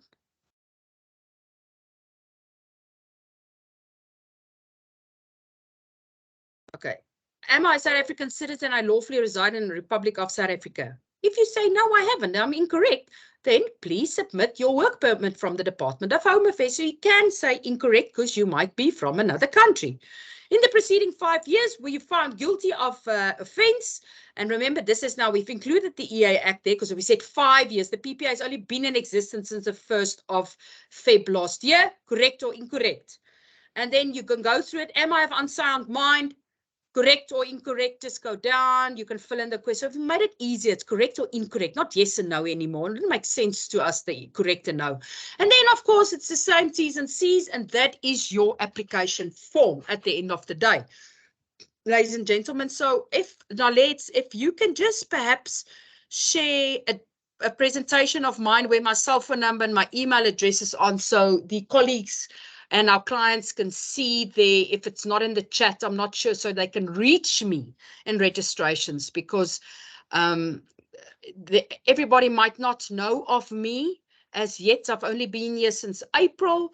So just give my email address and telephone number, cell phone number. You can call me anytime, but I prefer an email, so it's in writing. I don't prefer WhatsApps, because you'll WhatsApp me at Sunday in the evening at 10 and say, where's my FFC? But I have no idea who you are. I don't know who I allocated the matter. Remember, there's 30 people in licensing and registration.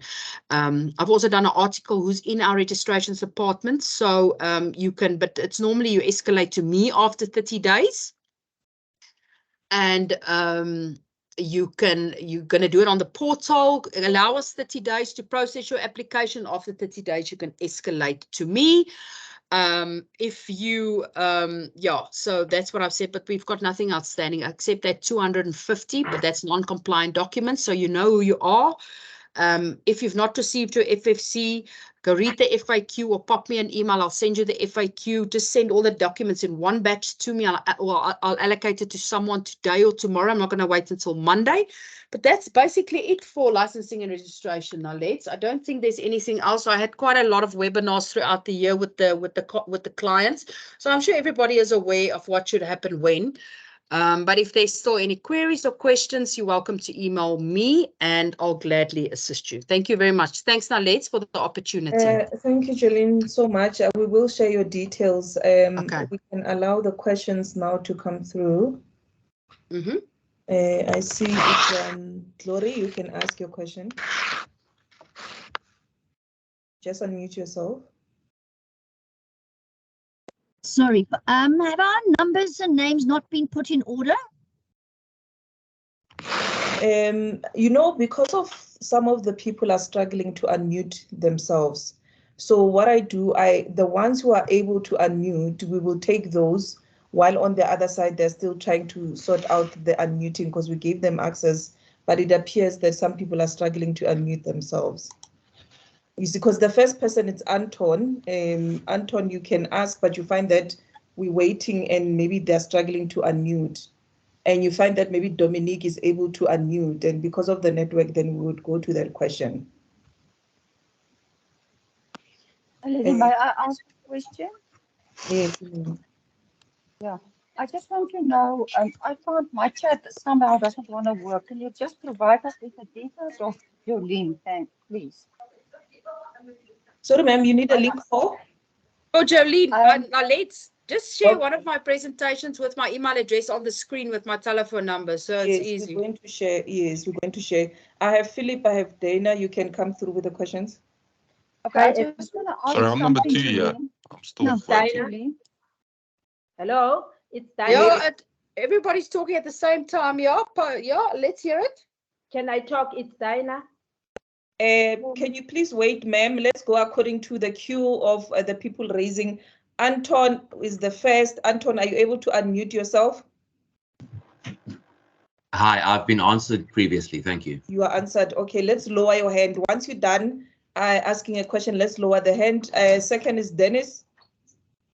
Are you able to unmute? Yes, ma'am, I'm here. Okay. Question for Jolene in respect of, so the PPRA has been on the operating for the past, 2+ years. So also in terms of the regulations, it provides that if the PPRA doesn't process the exemption application within a period of 60 days, it's deemed exempted. Mm-hmm. What about all those exemptions that were passed in the last 2-3 years, which because I've lodged hundreds of them across the last 2 years, received no response on them? It can't be for my department, sir. It's a section Would be 4. previous to your appointment, ma'am. I remember the PPRA has been in existence prior to you joining. I'm referring to when the PPRA came into effect in 2021. We followed the law and lodged exemptions. What exemption did you lodge, sir? For our managing agents to be exempted from the Property Practitioners Act. Then we lodged them, but then obviously the law provides that if you don't, PPRA does not come back within 60 days, they are deemed approved. So in those cases, all those approval or deemed approvals, what happens with them? I don't know. I only started here in April, and our section the law 4 is the law.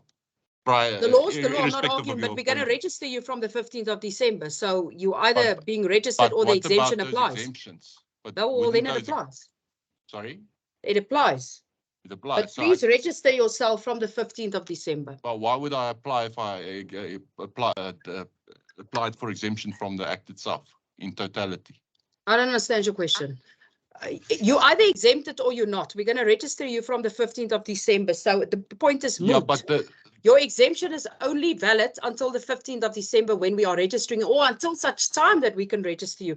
I don't know why your application wasn't processed last year. The exemption committee only became into existence in this year, May, I believe, through our new CEO. I don't know what happened last year.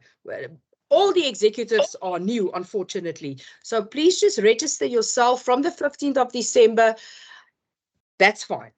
And then we can have you, then you can get your FFC.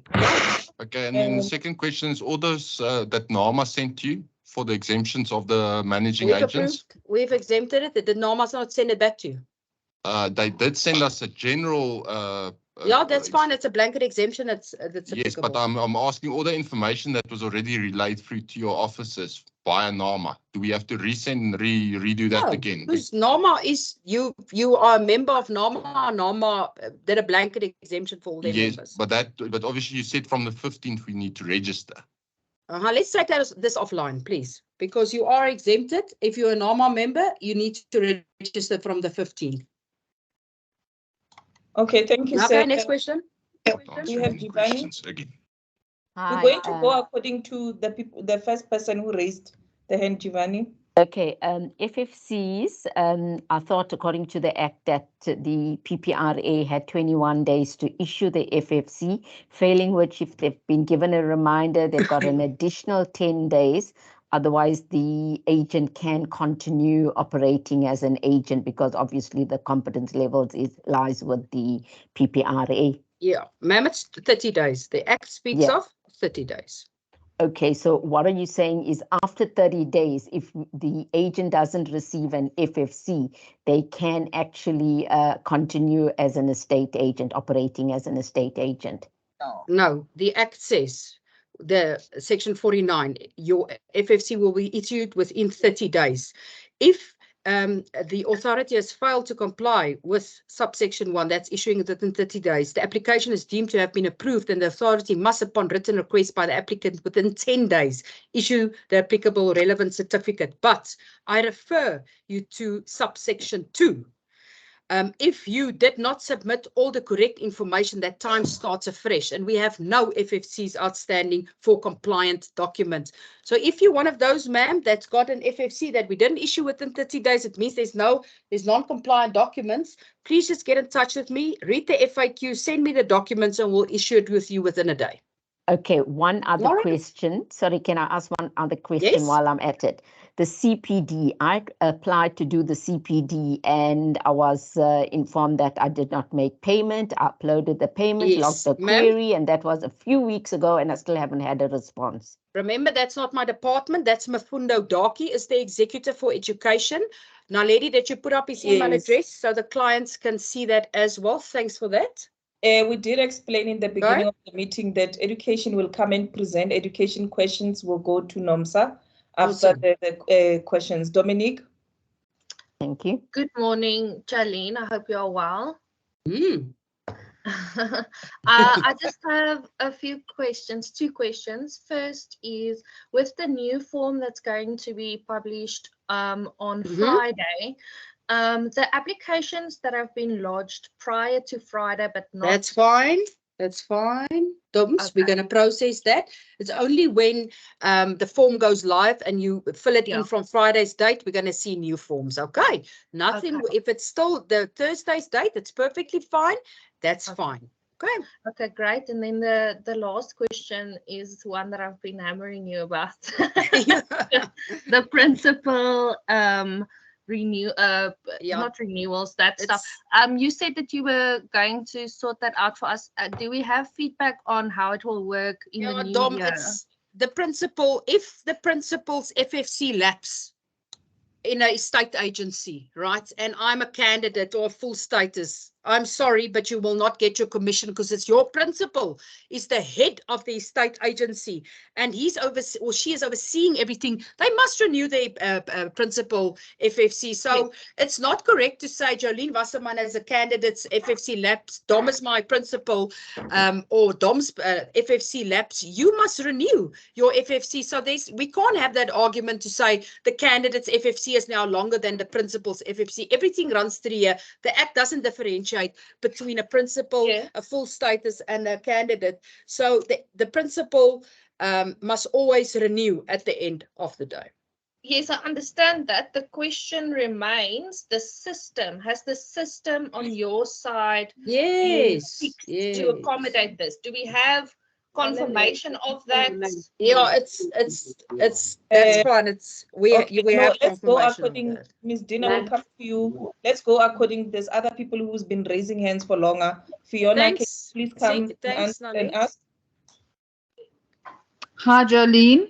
It's Fiona from Oboza. Hi. Jolene, I just want to raise a concern that I'm getting from a lot of members. They have submitted applications for an FFC, but the FFCs are being registered in a totally different firm that they have never, ever been associated with. I've had a few of these. Okay.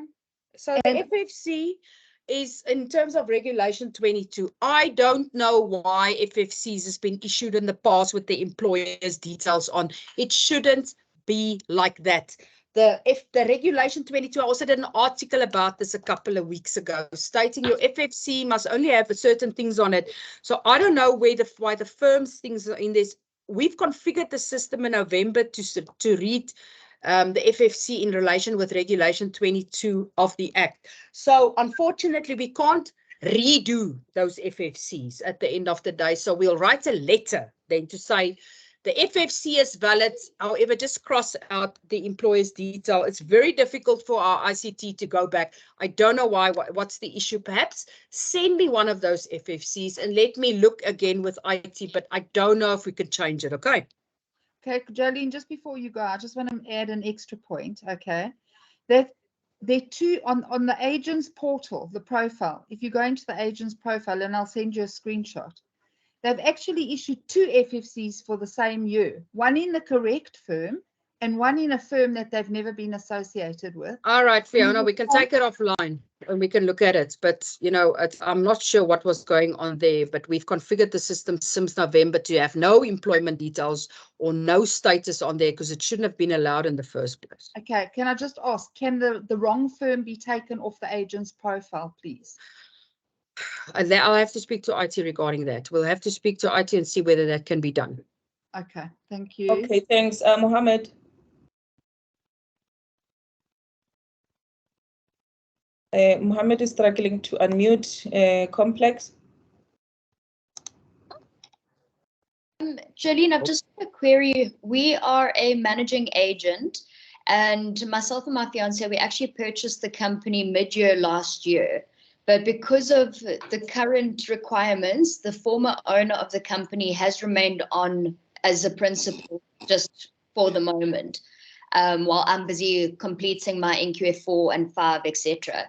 But now we do have a very, very small rental book. Would we still be required to have a principal then? Okay. Yes, So you'll need 2 FFCs, ma'am. You'll need one for your MI business and you'll need one for your rental, okay? Because that constitutes estate agent duties. And is it fine, because it's still under the same company, would the company name and everything still remain the same on the 2 separate application forms? Yes, you fill in a separate application form for each different industry or individual. One for the firm, one for the individual. Okay, perfect. Thanks, Mohammed. Do you want to go in quickly before we go to Glory? Yes, please, ma'am. Can you hear me? Yes. Ma'am, I just want to. I work for Rawson's Properties, so I'm a candidate property practitioner. I have applied for my FFC, but I think there was some documents outstanding, and I don't know what documents outstanding at that point in time. So I just want to find out what's the process. Do I finish my logbook first, or do I finish my FFC, or how does this work? You need to go read my FIQ to see what documents are outstanding. Send it to me in one batch and we'll register you. And then your logbook starts running once your FFC is issued. That's why it's very important to read our articles that we put on the website to see what documents are outstanding. Okay. Okay, so I need to pay the PPRA a fee before I. Okay, 100%. I'll do that, Jolene. Okay. Thank you, Vardia. Okay. Our fees are also on our website, sir. Cheers. I appreciate it. Thanks. Okay, we have last 9 questions, Glory, and I think we'll be done and move to the next presenter. Glory, you can come in. Thank you, guys. Jolene and everyone, good morning. I've got 3 points here with me. Firstly is the website status check. I realized that most of people, they're still using the website to check our status. And I just learned that the website is not accurate. So somebody will go to the website and check if you are a valid or you are a true property practitioner, only to find that you are invalid, your FFC is invalid, or you are not even showing on the website. So I was asking if the PPRA can make a big announcement or just send out letters that we can alert those people that the website, they mustn't focus too much on it. And yeah, so ma'am, let me just answer you there. I don't want to lose my point. Very good point. I know that, you know, we have been struggling. We got 3 different system developers working, one on our portal, one on the website, and one on our SAP business platform. It's all going to be ready by Friday. We're doing a complete overhaul of the website. It's not user friendly, and you can't find your FFC, or you said you've been deregistered, or you no longer. And I know it's inaccurate because your client, you might be losing business. We understand that. I understand the urgency of it. So we are fixing that. We know about all these problems and we've been working on it for a while. Right. Thank you so much. And secondly, I've got just 2 left. Secondly, I just wanted to advise my colleagues here on this portal. Since last year, I learned that the PPRA, the way Jolene is presenting today is exactly the way he's acting when you send the relevant information request to the relevant department. So I'm asking to my colleagues, please go to PPRA. If you do any applications, check the dates, when is open and when is closed. Because I've learned the hard way. I applied when what I was applying for wasn't open. So check the dates. It's very much important. Secondly, if you've got any issue, if you've got FFC or anything to do with the company, know exactly where to send. If you send the question, the request, anything to the right department, you will be answered within sometimes the same day. You send the email to the transformation department, you will be helped, and they will give you exactly what you need. So guys, ladies and gentlemen, I just want to say this, ladies and gentlemen at PPRA, since from last year, they are adhering to what they preach. Let us help them by learning our system, go into the website and send your request to the relevant department. If it's education, go to the education, send an email. You will be responded within 5 working days. Thank you. Thanks so much. That's so important, and that's such good feedback, because we've been working day and night, you know, to deliver a service to you at the end of the day. So Glory, thank you very much. Now, Lady, thank you very much for having me. Fire away with your questions on the email. I'm leaving now, but I will be on emails or the call. Now, Lady, is that okay? We can take Philip and then we close. Then the other questions, and then we can just have them on the chat. Thank you, Jolene. Thank you, Jolene. Yes, hello, how are you? Jolene, a question. I hold an FFC as a real estate agent, and I also hold an FFC for my firm, which as a real estate agent. I practice also as a business broker. Now, I understand that I will have to apply for a second FFC as a business broker, but do I have to have 2 FFCs for the firm? Yes. Because your firm, remember, you can misappropriate the funds under the estate agency or under the business brokerage. Please mute yourself, Mohammed. I've seen her now. I thought she's coming back. I'm just waiting. Philip, so yeah, 2 for okay, so FFCs, 2 for the firm and 2 FFCs. for my personal. Yeah, we're going to open up your category Jan or Feb. Look out for it. Awesome, thanks. Awesome. Thanks, Alet. Okay, thank you so much. Can I ask that some of the questions, because I know I anticipate that for registrations, they might have a lot of questions. If you can send the questions on the chat, when you send your question, please remember to put your email address, and we'll send them to Jolene so that she can respond you via email. Yeah, that's fine. You can do that. Or I'm just going to send it out to FAQs, because I think we've covered all the questions in our FAQ, but no prop, we can do that. Sorry, I've been waiting quite a while to speak to Jolene. Hello, Jolene. Yeah, okay, thanks. No, I said just thanks, Nalet, but I think a client wants to speak, not me. Yeah, please, I wonder if I can, before you go away, Jolene. Yeah. I really don't mean to put you on the spot, but our agency has been writing to you since you've been in that post, and we are still waiting for our principal to be registered to our agency. And our principal who left 2 years ago, and we are trying to have her removed from our name, is still selling houses under our name. Okay, without our permission. Phone me after this, because like I said, we got nothing outstanding from December back. So please phone me and let's see what's going on there, because I don't leave emails. We answer it same day. All right. I think also to add, any questions related to applications that you have sent, maybe to the registrations department, you can contact Jolene. I'll put her cell phone number and email address here. Maybe you can resend the documents so that she can assist you. But I think we resent them as early as last week again. Yes, that's what I'm saying. She will check, because remember she has a team of people that she's working with. So she will go back to her department and check on the applications what would have happened to them. Because of, remember also, the questions were related to the presentation she was giving now. And I hear that maybe she has to go and exit the meeting due to another engagement. But the questions, I'm going to keep them that I'm receiving on the chat and email her now after, and give you her cell phone number. You can send her WhatsApp. She's always willing to help on WhatsApp on any of the issues, and we can take it here after the webinar. Is that fine? And we can allow maybe NOMSA to do the last presentation, so we don't keep you any longer. It's for education. Thank you so much. Thank you. Thank you so much. NOMSA, like Clarence, I know there's issues of the system. I just sent a message. She will come through now. Present on my laptop. Please give us 5 minutes. She's going to present now.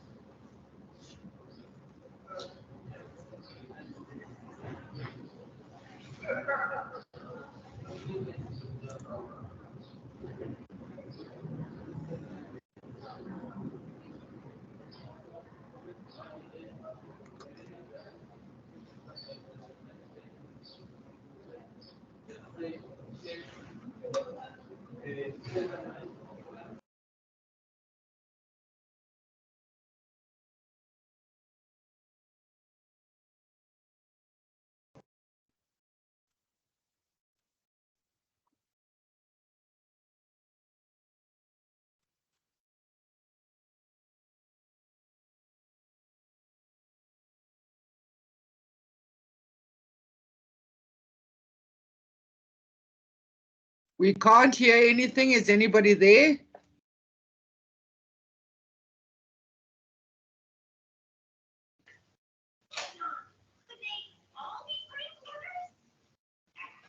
And Jolene's details have still not been shared. What's going on? Yes, we're waiting for Nomsa. She's coming to our site to come and use my system to do her presentation. We've done a poll. Can you please answer the poll so long while I wait for Nomsa? She's coming. She will present. She's our last presenter for the day. Thank you.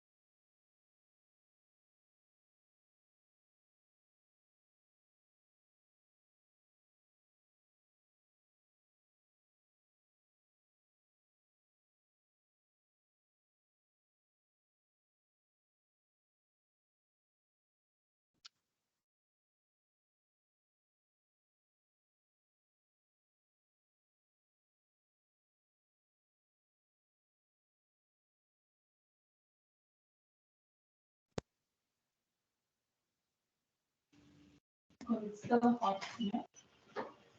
Huh? Just for 2 minutes. What?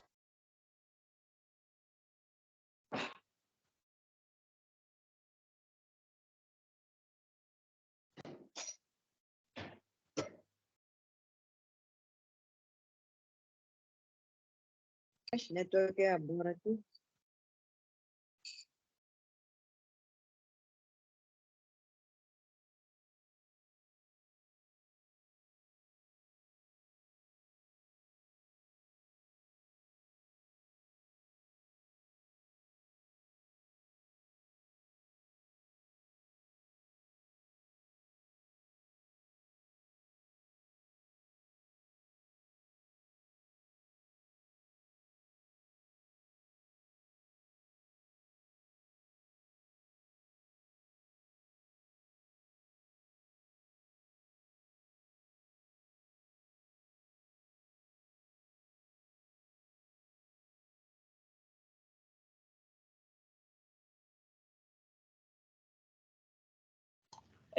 Okay, thank you so much. Nomsa is going to do the presentation. This is the last presentation of the day. I'm going to share it now. Can everyone just give me a thumbs up if you can see the screen so she can start, and after we'll take the questions.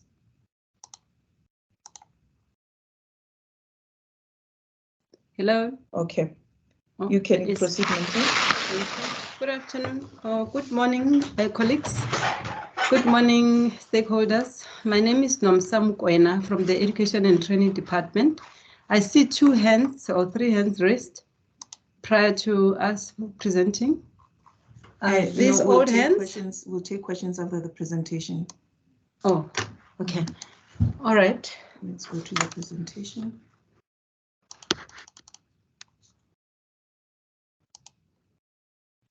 All right. From Education Professionalization and CPD Department, would like to share our mandate in terms of what is it that we are here and employed to do. So the Education Department is tasked to drive professionalization, capacity building of, and ensuring continuing learning and development of property practitioners, and thus contributing towards the professionalization and transformation of the property sector. We do this by researching, developing, and implementing fit for purpose standards of education and training, professional development interventions, qualifications, learning material, and assessments which are benchmarked and incorporate national, local, and international standards. This ensures that we end up with fit and proper property practitioners who are qualified and are able to adhere and apply code of conduct in how they deal with our consumers.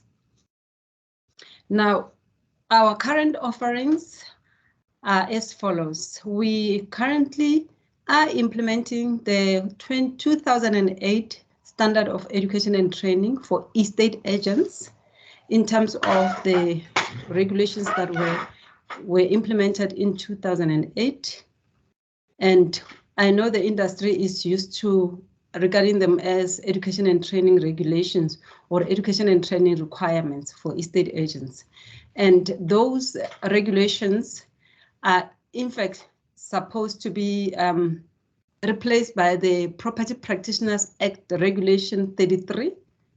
And unfortunately, because we are still in the process of consulting the industries, the 12 industries that Jolene has presented about, we are not fully implementing the regulations.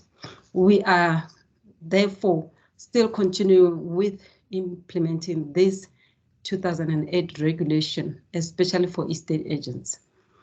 Now, we are also tasked with facilitating the full implementation of this new regulation, which also allows us in terms of Regulation 33.1.2 to grant educational exemptions, what we currently know as equivalency exemptions.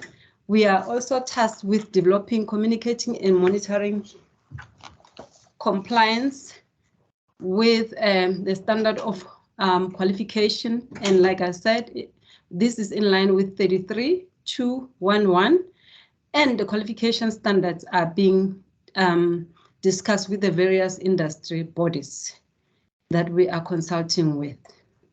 We are tasked with developing and making available PDE material for purchase by those who are going to write PDE, and the regulation also charges us with that responsibility in terms of regulation 33.212. In terms of regulation 33.213, we are also charged with implementing professional designation, which is in short known as PDE. So the new regulation still requires us to implement PDE. We are charged with implementing candidate property practitioners practical training in terms of regulation 33.2.3. However, we continue to implement the logbook in terms of the old regulations. And we are also charged with regulating, in terms of regulation 33.5, rolling out CPD. And some of you are already attending, or rather doing CPD in terms of the new regulations, from what I understand. Now, in terms of the regulations, the 2008 regulation, we are regulating 3 categories of estate agents or property practitioners: candidate property practitioners, non-principal property practitioners, and principal property practitioners. And in terms of this regulation, we, as the PPRA, we are required to set, or rather communicate, educational requirements in terms of these 3 role players within the sector, being the candidate, the non-principal, and the principal. So this regulation, as I said, we continue to implement. It will be in place. It will be replaced by the new regulation, which is regulation 33. All right, so I think you have seen the new categories of property practitioners that are outside the estate agent or the real estate agent subsector, as presented by Jolene. So I'm going to pass through this slide. And I'm going to focus on the requirements, as you already know them. And sorry to bore you with the details, but this is just for emphasis for those who are not aware that a candidate property practitioners, in terms of the old regulations, are required to serve a compulsory 12 months internship period under the supervision of a principal property practitioner or a non-principal property practitioner assigned to be their mentor by the principal property practitioner for a continuous period of 12 months from the date the date of their first FFC. And during that 12-month period, they are required to compile a logbook.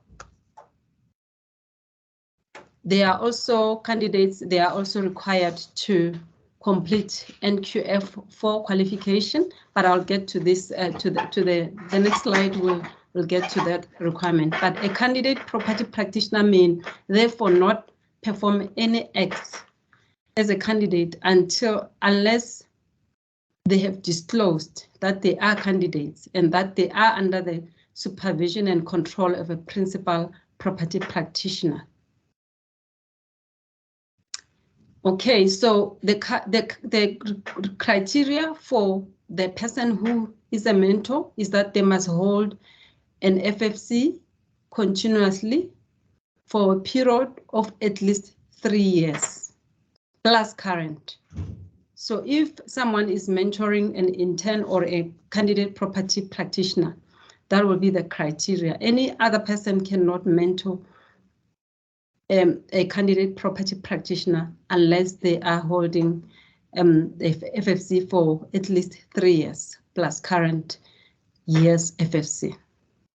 A candidate practitioner may not hold themselves as full status property practitioner or complete or draft any documentation unless they are in the presence of their principal or their mentor. So that is what is the 2008 regulation is saying. Now, in terms of the qualification, as indicated, the candidate must complete a 12 months internship period. So during the 12 months after and they cannot complete or start their 12 months internship period unless they are issued with an FFC.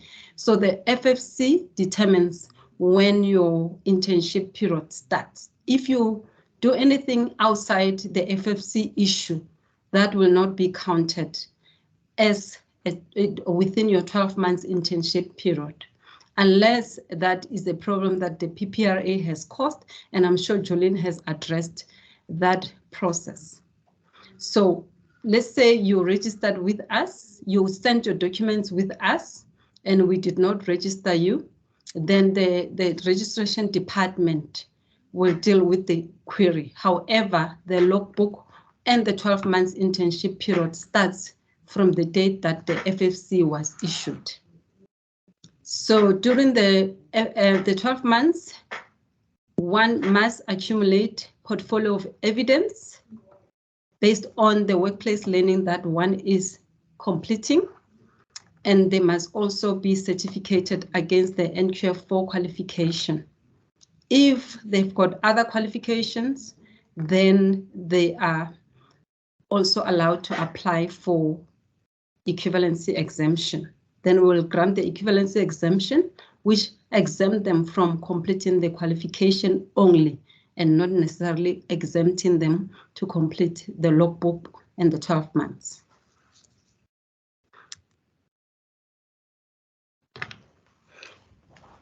So this is just a reiteration of what happens during the 12 months period, that the candidates are required to maintain and complete a logbook.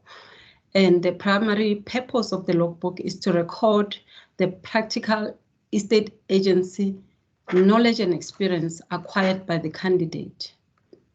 So that is what needs to happen. There is a specific project and activities that must be completed for us to accept the logbook once it's completed, and that information is contained in our logbook, which is available or downloadable from our website.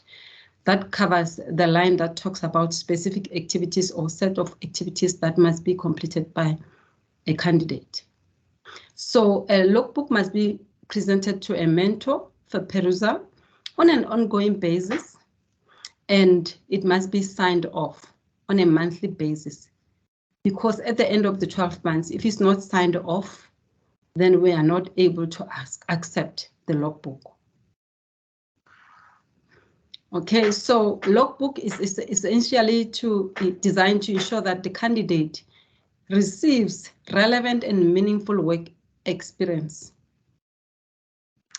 so that they don't find themselves just making coffee and tea or making copies and so on, but they are doing the actual work of a real estate agent.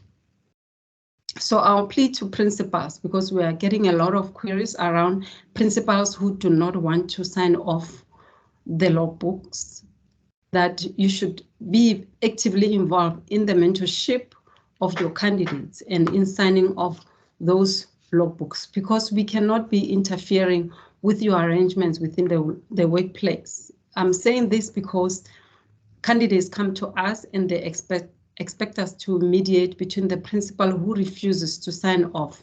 And I don't understand how a principal or a mentor refuses to sign off if they've been supervising.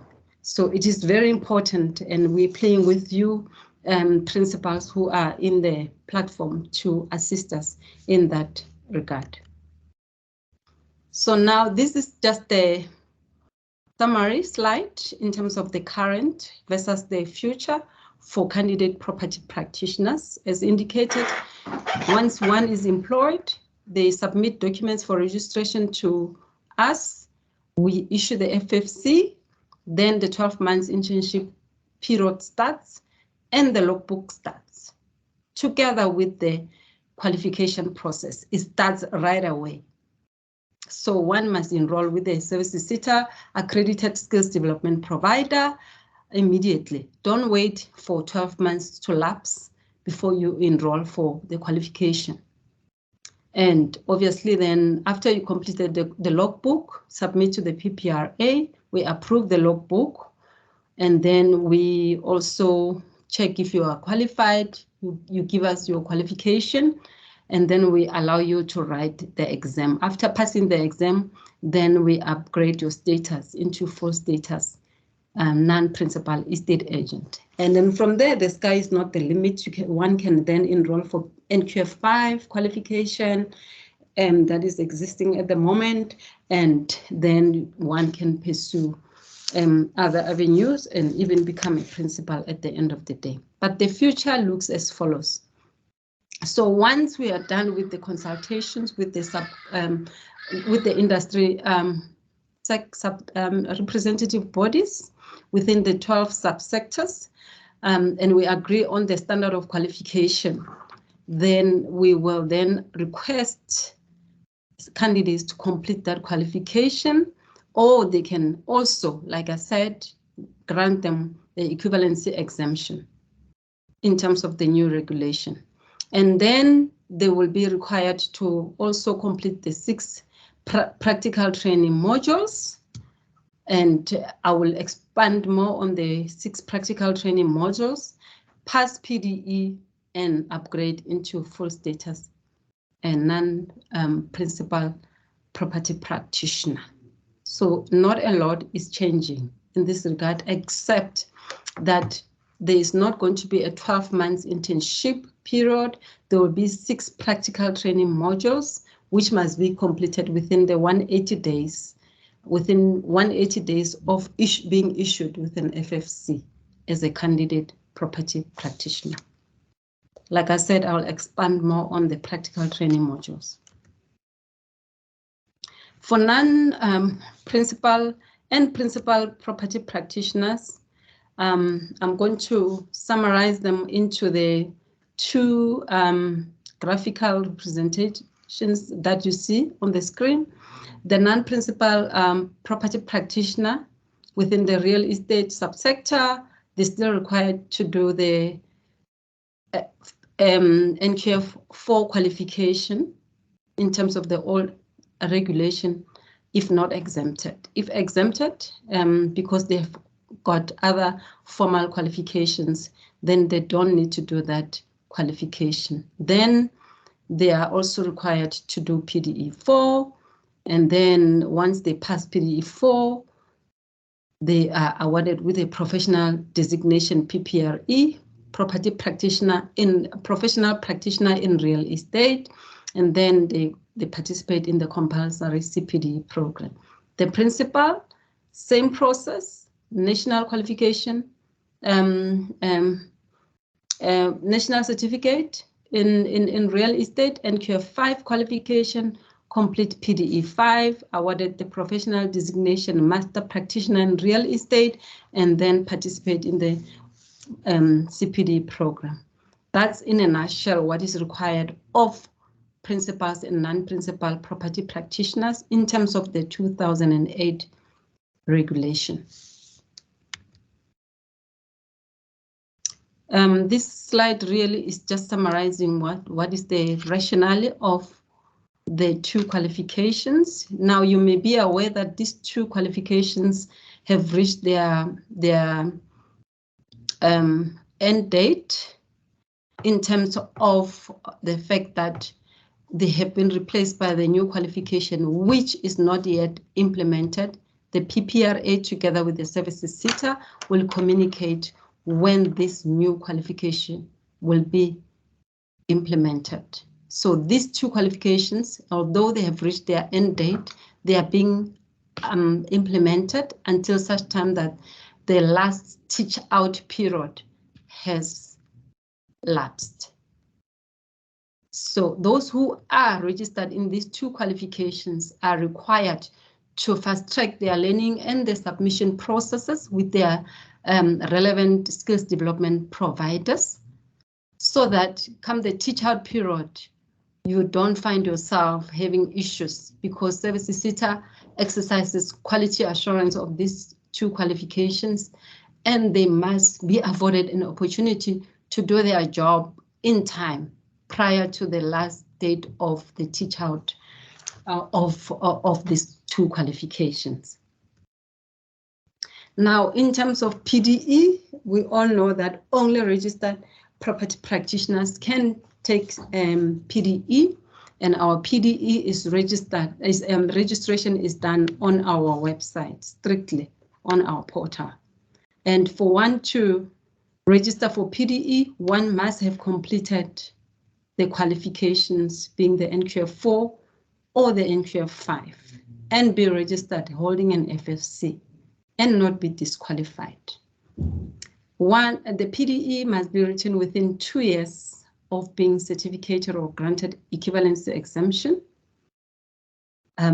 or else one will be disqualified for non-compliance. And I think we'll talk about disqualifications because it has happened sometimes in July this year. So if you're looking for information on PDE dates, they are on our website, and one can also check whether the qualification is updated. I'm requesting property practitioners who have completed qualifications and have not yet sent them to PPRA to do so. Some people are complaining that we have disqualified them wrongly or incorrectly because we did not update their profiles, and this is because we didn't know that they are qualified. We can only know that they are qualified if they submit the qualifications to us. If the profile does not contain the qualification and 30 June came and gone, we would have disqualified you, and it's not disqualified wrongly. It's because we don't have your details. So when you do the qualification with a services SETA accredited SDP, skills development provider, once you are certificated or once you are done with the qualification and the SETA has verified and are happy with your results, you need to submit to the PPRA. Otherwise, we won't know that you're compliant. This slide is just to explain around PDE, what is a PDE and why PDE, and also that once you have done your PDE, then you are given a designation which will register with SAQA, South African Qualifications Authority, and we have currently as a professional body or as a leading statutory professional body within the property and real estate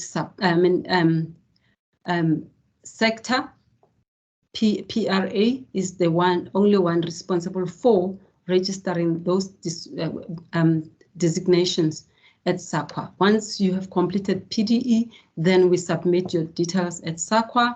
It is registered on the National Learner Record Database, and you are then able to go ahead and do your business, breaking yourself to be a qualified and a designated professional property practitioner. So yeah, we have 3 designations. Professional practitioner in real estate is for those who have passed PDE 4. Master practitioner in real estate is for those who have passed PDE 5. So if you've passed both PDE 4 and 5, you carry 2 designations. And then we have a special one that was implemented in 2010 and was never implemented thereafter, with about 11 or so people who are designated against this designation, chartered practitioner in real estate. And at that time when the designation was implemented, it was a special project that was funded by the services SETA, and since then we've never implemented. We're looking at resuscitating this, and we will communicate in due course. Educational exemptions that are in place or being implemented by the PPRA, equivalency exemption, I think I've said quite a lot about that. It's for people who have got a formal qualification. There is a certain process that must be followed for us to grant you the exemption. You apply, you submit your CV, you pay a fee, you submit copies of certified copies of your qualification, including the statement of results or transcript, and then we are able to evaluate and check the validity of the qualification as well, and then we grant you the exemption.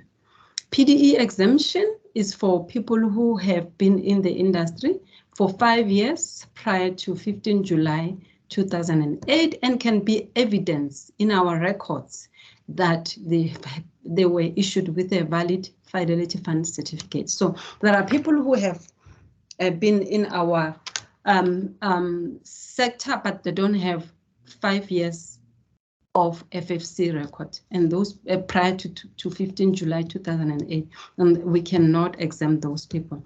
And there are people who meet this criteria, but they were not exempted, and we still continue to exempt those people. Non-executive directors, we have a specific process that we are allowing in terms of this. The person must be a non-executive director, and there must be some approval in terms of the resolution of the company that they are non-executive directors and that they must be issued with a Fidelity Fund certificate. There is a fee. If you submit the relevant documents, we exempt you. You are not required to do anything because you are a non-executive director. Now, there are people who were exempted as non-executive director. They think that then, because they were exempted, then when they become executive directors or principals or non-principals in a firm, then because they were exempted from this, by virtue of applying for non-executive director, that they no longer have to go through the qualification, which is wrong. Non-executive directors are people who are not actively involved in the running of the real estate company, and therefore that's why we just exempt them based on the fact that they are registered in that company in terms of the CIPC documents, and maybe they are doing finance or strategy or something that is not related to real estate agent activities. And then that's why we are allowing them. This was because even in the past that there was a provision in the Estate Agency Affairs Act that all directors on the CIPC document must be issued with an FFC. So because of that, then we have had to come with this non-executive director exemption. But if you now become actively involved to run the real estate company or to run your company on an ongoing basis, you are very active, you actually are involved in the Fidelity Fund, or rather in the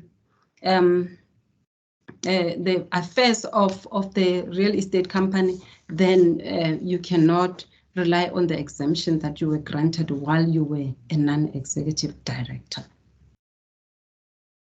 So in a nutshell, we are currently involved with the various subsectors and reviewing our equivalency exemption matrices in terms of the new regulations. Yes, non-executive director exemption is in place, but PDE exemption is not in place. So we are exempting those people who were in our books and reflecting as such that they held a 5-year FFC continuously for a period of 5 years prior to 15 July 2008. If you are out there and you don't have, your records are not reflecting this exemption, feel free to contact us and we shall exempt you.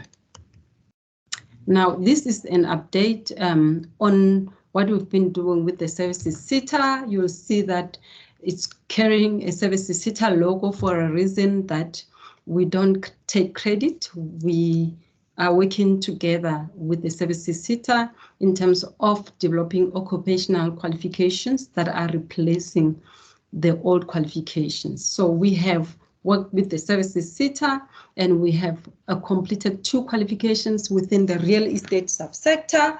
One is called real estate agent, which is replacing the NQF4, and principal real estate agent, which is replacing the NQF5. These 2 qualifications are in place, done, dusted, ready to be implemented, and PPRA together with the services SITA will be communicating when we are facing them in. Like I said, the current NQF 4 and 5 continues to be pursued by you who, for instance, are disqualified, or you've joined the real estate company and you are currently working there. You need to complete the 2 qualifications until we phase them out officially. We also, in terms of the category auctioneering, we have developed a qualification on the auctioneering. An auctioneer has been developed with the auctioneering subsector at NQF level 4, and it is registered. And the one for the senior auctioneers within the auctioneering companies is still going to be developed. We can call those people principal auctioneers. That is still going to be developed. And in terms of property management, we will focus on the managing agent subcategory. That qualification is still going to be developed, or is really actually right at the process where work is being done. In terms of developers, it is being developed. It is with the QCTO, SAQA, for review, and once it is approved, we will then adopt for developers. Homeowners, not yet developed, no process yet started. Property business brokers or business brokers, still to be developed, also at the verge of being started in terms of development, because the aim is to finish it within this financial year. Similarly, with the timeshare subsector, also being developed this current financial year. And then we've got bond and bridging finance originators. Service SITA is engaging the bank SITA and the facet SITA to see what is in place and see what we can put together as a qualification.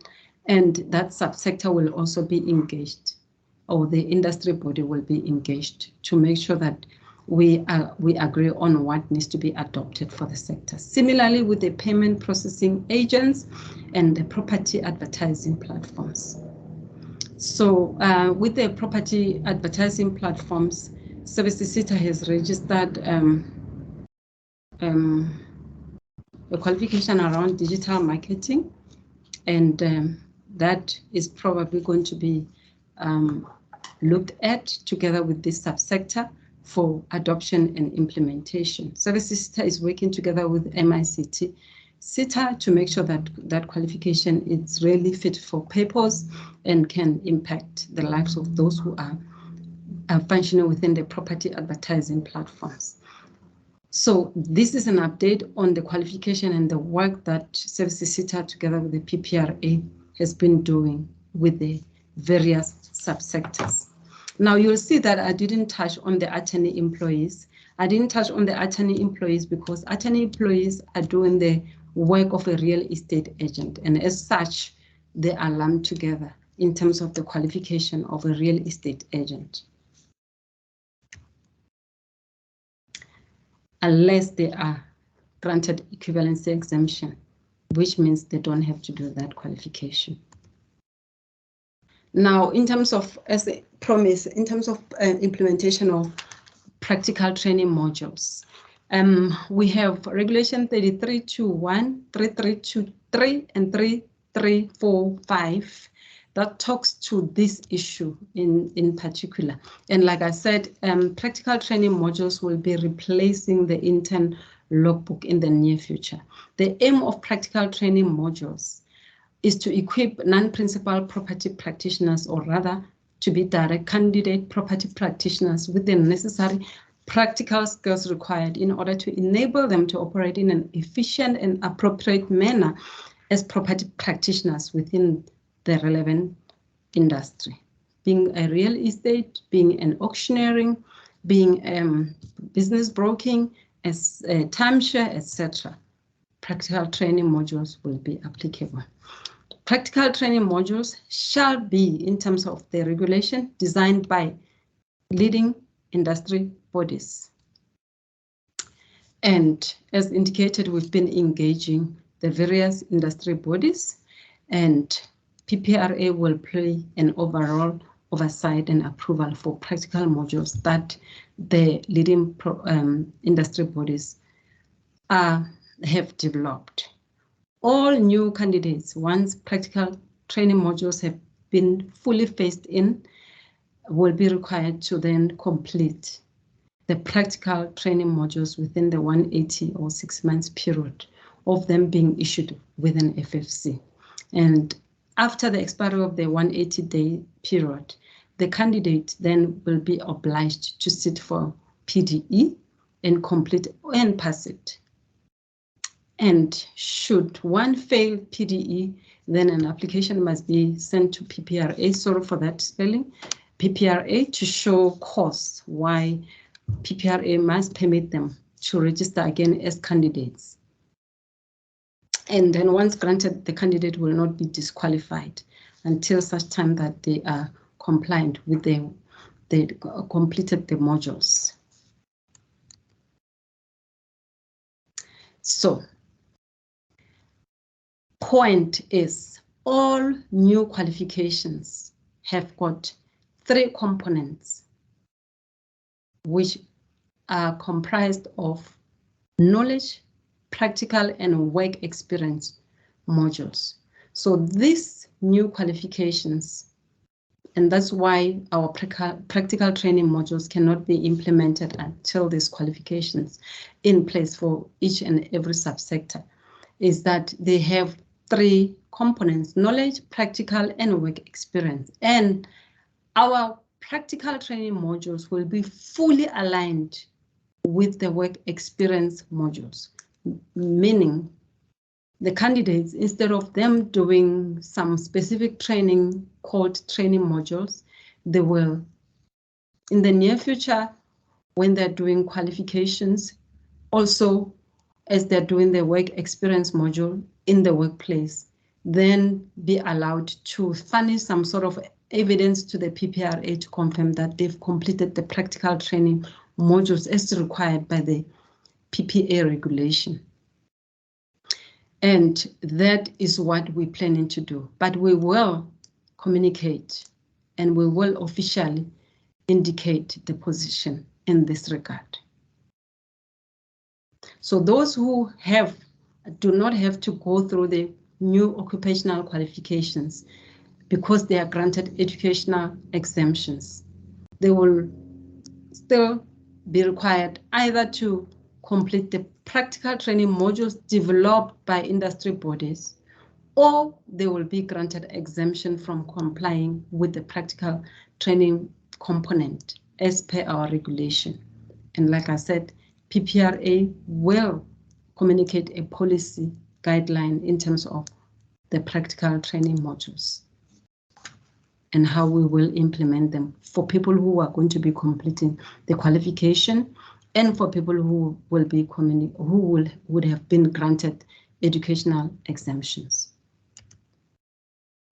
PPRA is also charged with the responsibility of making material or course content available per subsector in terms of the regulation, and we are in the process of developing material for PDE purposes, while the services SETA, once qualifications have been adopted across all subsectors, will work with us as well to develop course material for the purposes of qualification rollout. So this means each and every subsector will have its own PDE and will also have its own professional designations. The designations that I've shared are only applicable within the real estate subsector, being the only subsector that we were regulating prior to the implementation of the PPA. PDE, we are also required to establish and implement PDE, and therefore in terms of this, as indicated, we are developing material We are revising the material. And for real estate, we have recently revised the material for PDE 4, and we have already started with selling those material. However, we are going to align it completely with the new qualification. Once this the whole qualification issue has been sorted out, then there will be new material again for the people who will be writing the new PDE for real estate. And for the other subsectors, the material for PDE will be fully aligned with the qualifications. So how PPRA is required to implement PDE is that we need to make arrangements to make sure that PDE is capable of being written at least 4 times a year. Nothing changes here. We've been doing that for the past years that I've been with the PPRA, except this year we've been very hectic because we've been actually running PDE on almost every month because of the disqualification of 30 June. But we are required only to have PDE 4 times per annum. And if the PPRA deems it fit and on good cause shown, we may permit persons to write PDE in any official language or be examined orally. So show good cause if you'd like to be allowed to write your exam in any other language, South African language, recognized language. And then we also, you must show cause in terms of why we must examine you orally. We've been allowing oral exams. So nothing changes there. That's what we've been doing. And what changes is that it shall not be a prerequisite for any person to be registered with PPRA as a candidate prior to them being entitled to study for, sit the exam, and to achieve qualification. That is the main change. And that is the change that we are trying to have to look at the workaround to see how we can best incorporate it when we introduce and communicate the implementation of new qualifications. So we will outline how this will be implemented, this particular regulation or sub-regulation. PPRA will award those who met PDE requirements with the relevant designations. As indicated, we'll have the various designations per subsector. We have the real estate ones. I know that business brokers have suggested. I know Tamshare has suggested. I know NAMA, or rather managing agents, have also suggested designations. So those designations, once we have worked out and we've designed competency framework for them, we will then also communicate to the various subsectors in terms of how they will be awarded, what will be the RPL process to be awarded the designation, and what will be the exam process for those who cannot be given go through the RPL process by virtue of them being new in the subsector. The PPRA is currently the leading and statutory body, as indicated, and we are the ones who are responsible for registering and awarding, including revoking those awarded professional designations. In terms of CPD, yes, Regulation 335 also requires us to implement CPD, and I think the stakeholder department will be communicating the next date in terms of when a dedicated session on CPD implementation and program will be held. This marks the end of my presentation, and questions are welcome. Thank you so much for listening. Thank you, Nomsa, for the presentation. Let me just unmute so that stakeholders can ask the questions. Okay, so we have a first hand from Ria. Ria, you can come in.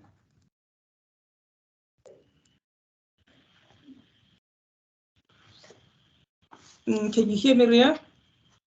Maybe she's struggling to unmute.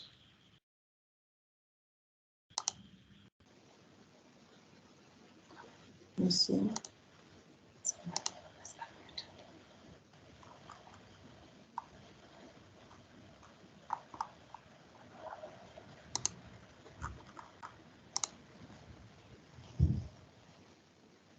Okay, let's try again. Let's try again, Ria. Can you please unmute yourself? Okay, maybe she's not winning. We'll come back to you, Mark. Mark. Mark. Okay, hand number 2, Mark is not responding. Can we go to hand number 3? Sandy. Hello there, can you hear me? Yes, we can. Lovely, thank you. My question is around auctioneering. Do we know yet what the requirements will be for a real estate agent to apply to become an auctioneer?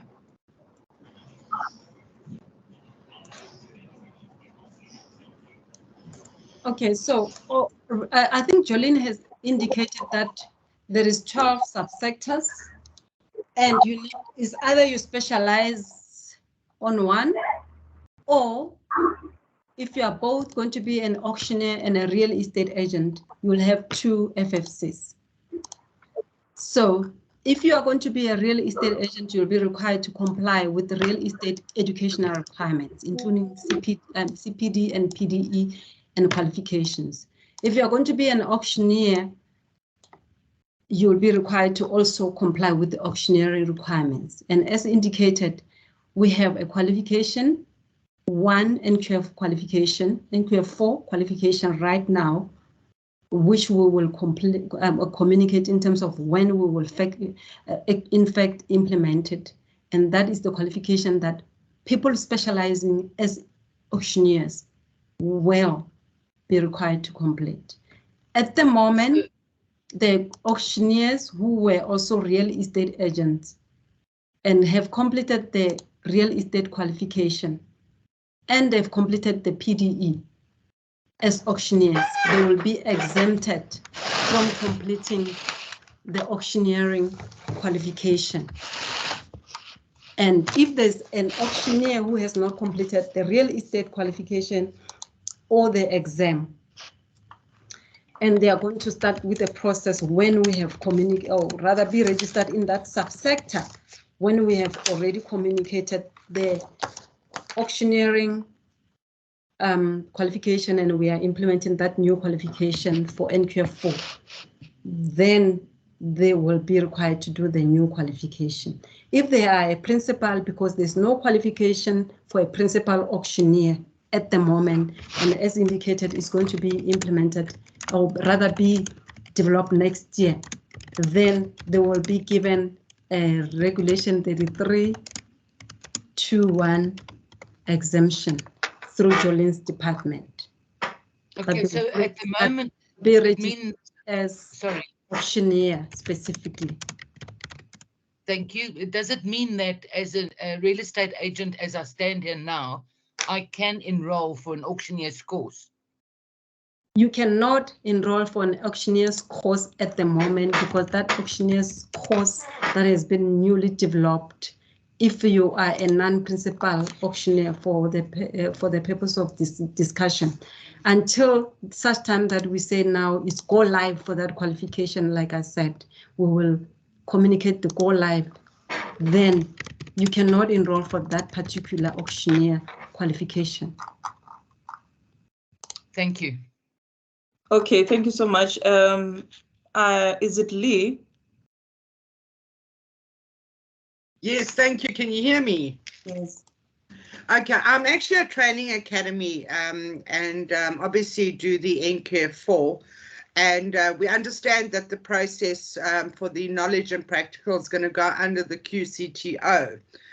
We've recently got the accreditation for the QCTO, and on the current NCAF4, the last registration is June 2024 with the current material.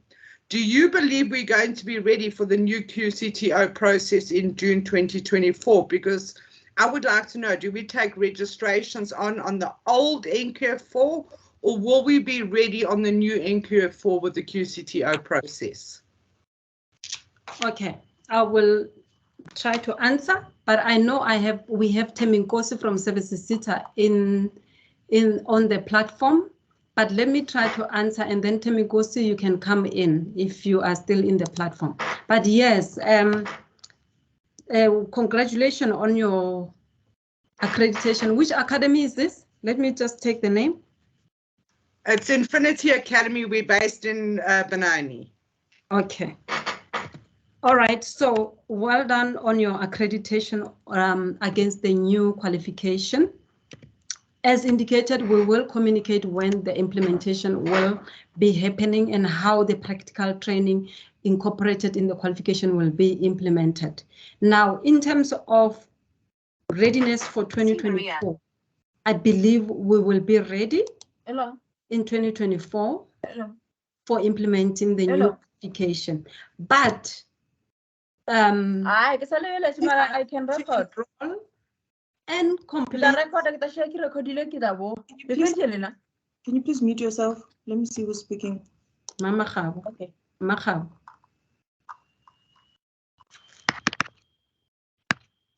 Sorry about that, Ellie. Are you still here? Yes, I am. So I was saying, in terms of readiness for 2024, I believe we will be ready in July 2024. But Teminkosi will confirm that now if he's still on the platform, and for the new qualification. But for the old qualification, if you are confident that your learners will be exited in time, you can enroll them and support them such that they can be exited in time for the teach out period. Awesome, because just to give you a bit of insights from my side, what happens is you can only take registrations up until June 2024. We can still assess up until 2027. So guys, all I'm saying is you can only register on the old NQF4 up until June 2024. Until such time, we will then have to go the new process. So that's just a bit of insights from my side. That's correct. That's how we do. That's why I'm saying if you are able to exit them by 2027, no problem. If but the last registration date will be 2024. Absolutely, and thank you. Your insights on this talk was really, really valuable, and it's given us a lot of insights. We really appreciate what you do. Thank you, Lee. Okay, thank you, ma'am. GM, I think it might be Nama. I'm not sure if it's Karen. Who's the GM? That's me. That's Pierre Soya. Okay. Naledi, thank you so much for all this info. Just a question regarding the certification of the professional designation, which it seems like you're going to bring up, on all the different platforms. But when we earned the certification, you only earned it through writing the PDE5 examination, which was not according to the regulations. Appropriately awarded, because a lot of people got the master practitioner real estate qualification in spite of the fact that they didn't write the examination. Is that going to change? Okay, let me try to explain around the people who were granted PDE exemption and they got the designation awarded to them.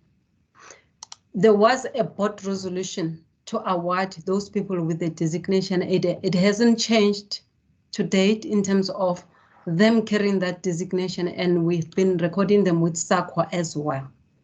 Now, we are emphasizing the writing of PDE exam to get the designation, especially for the people who do not qualify for PDE exemption. That's why I didn't cover the issue of PDE exempted people around the MPRE and the PPRE designation. But those people who were exempted, yes, they were awarded with a designation. That's why I'm saying we still are welcoming those whose records are not displaying their exemption to show themselves to us so that we can give them that exemption, and we can also register them with SAQA for the designation. Once the designation is awarded, it cannot be revoked unless a code of conduct has been transgressed. So, and we find you guilty, then we can revoke. Or unless we find out that you've been awarded the designation under false pretense, then the PPRA can revoke the designation. But we are not going to take away the designation of people who were granted exemption and they've been awarded the exemption merely because there is a new regulation. I hope I understand. I understand that, but it doesn't, you know, when these things were awarded, it said that I have passed the professional designation. That was the requirement. You had to pass the examination. Why that could have just been changed and you exam, you know, if you want to have the designation doctor in front of your name, you've got to pass the exam to earn it.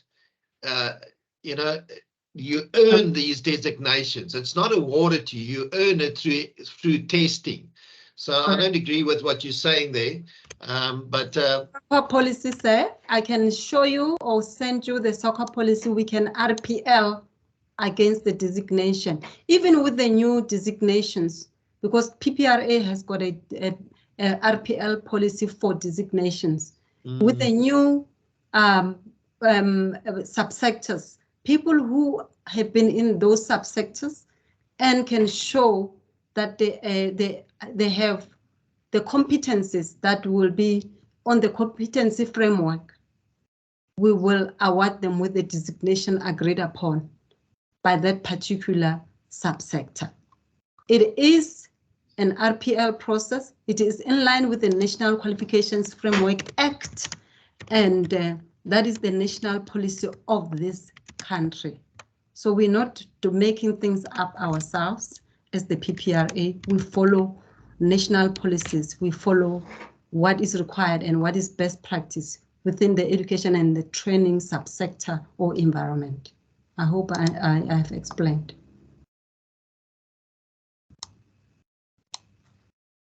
Okay, let's go to the other Giovanni.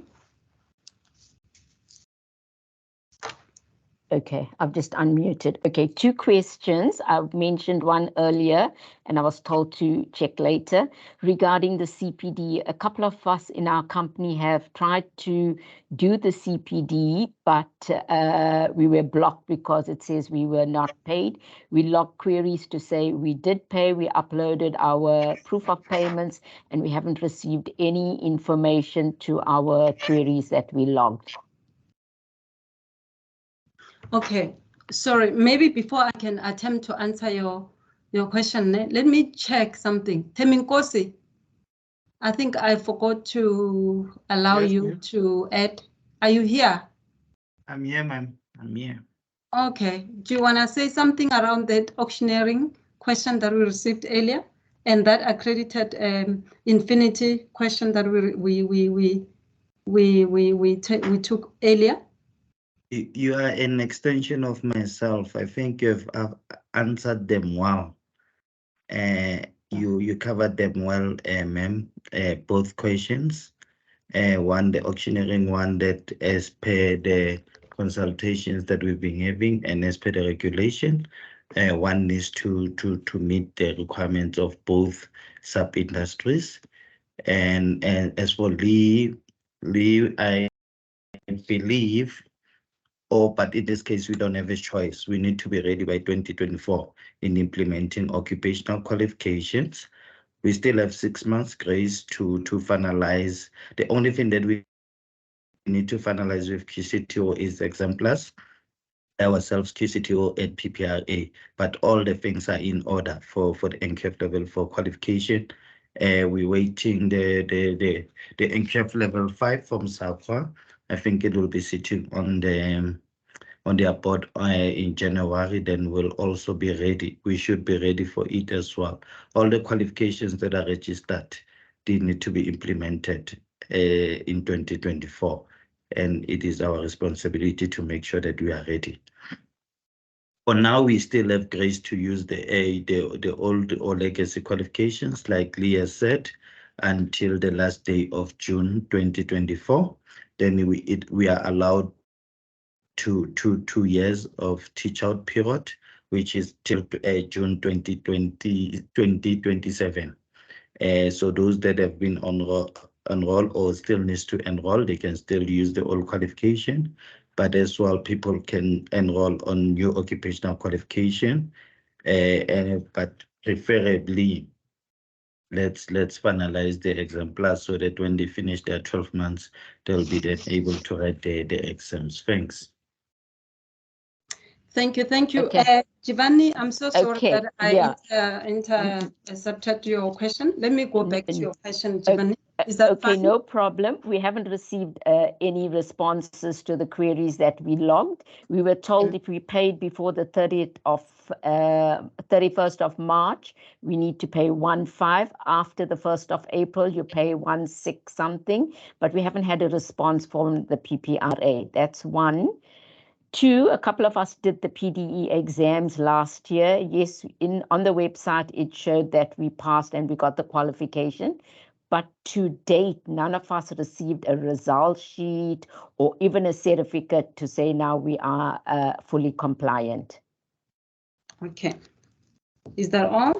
That's it. Thank you. Thank you, Giovanni. Okay, let me first start with the CPD payments that you say you have uploaded, even the queries you've sent. I assume you sent the payment proofs to some email address, but our payments are processed within the finance department, and I'm going to request that you send your payment proof to Naledi or to Mamiki or to Mfundo Daki. I think they are in the meeting as well, and they are able to clarify the issue why payments paid in March are not yet reflecting and so on. And as advised, there will be a special session that will be organized by our stakeholder, by Naledi, around CPD. So, but to afford you the opportunity and for your payments to start reflecting, then you can send payment proof. We will forward it to our finance department to get it processed, and we apologize about that. I don't know how it happens that to date they have not picked up the payment, because if you paid with the right reference number, you should be allocated already. So, okay. Yeah, so we apologize, and we've put Mamiki's email address. You can email it on the chat. You can email your payment proof rather to Mamiki and not to Naledi and not to myself and not to Mfundo Daki, but to okay. Mamiki. So Mamiki is very dedicated to making sure that all payments issues and issues are solved. Her email address, sorry, is on the chat. Okay, I don't see it, but I'll check again. All okay, right. And then the second question. Coming to the let me assist. I think, okay, good afternoon, everyone. As you may see, my name is Mfundo Daki. I wanted to say that with respect to queries in relation to CPD, which have not been resolved, where we have been sending emails and all of that, and we have not received any satisfaction in terms of the service. My details are there on the chat. It's mfundo.daki@theppra.org.za. I will make it a point that personnel from my department respond to those queries. Thank you. Okay. Thank you for that, Mr. Daki. Naledi will put your email address on the chat as well. There was already Mamiki being operational, the Mamiki's email that was put on the chat. Oh, I see your email address is also on the chat. So the second question regarding the certificates, when would that be? Yes, we also so like a year later.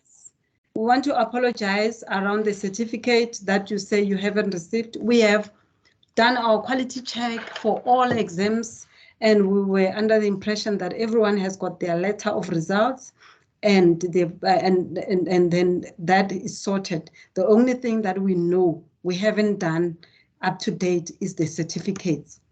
And this is because we are in the process with IT to make sure that all the certificates that are due to you guys, to all stakeholders who have passed PDE, are downloadable from the portal. And we're still pursuing that process.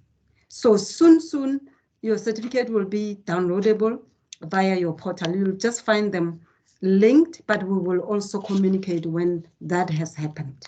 So, but you are most welcome to send me an email, or we will populate my email, or even Mfundo Daki, who is our boss, can be emailed the query around the certificate. It will reach my office and Audrey's office, and we will issue a certificate in the meantime. And we sincerely apologize for that. Okay, all right. Maybe let's move quickly so we get questions from other people. You know, I'm looking at the time. Miss, is it Elske? I hope I'm pronouncing it right. Sorry if I'm butchering your name. You can come in and answer. Sam, thank you very much for that introduction. The question is for NOMSA. Just apologies if I misunderstood whether the CPD question is going to come in at a later stage. My question is, I did pay as well for the 2023 year, and for some reason they assigned my payment to a 2022 year. My problem with that is they registered me as a personal individual in late 2022. I'm talking just before Christmas last year. And then only in January 2023 did they register the company. Now, I can't be expected to do the CPD cycle for 2022 when the company itself was not registered in 2022. It only registered in 2023. So I just would be curious how we're going to deal with this. I have emailed one of the ladies, but I think it was that Mamiki lady, but I'm still awaiting a response, and I just thought I'd bring it up at this opportunity as well. Okay. Now let's do this. All CPD queries, can you please make sure that I've already indicated there will be a dedicated session. However, we've already indicated, myself and Mr. Daki, which email addresses you need to email all CPD queries. So let's do this. No CPD queries. Let's base our questions based on the presentation that I've delivered, other than CPD, because CPD is addressed now. Closed. Okay, 100%. Thank you so much. Let's email all those queries. Thank you. Okay, thank you. Samuel? My question has to do with the exemptions, NQF 4 and 5. Are there any specific qualifications that are considered when that decision is made? Okay, so exemptions from completing the NQF 4, NQF 5 qualification, there is an equivalency exemption process that is available on our website. At the moment, people who have got NQF 6 and above are eligible for exemptions from completing the qualification.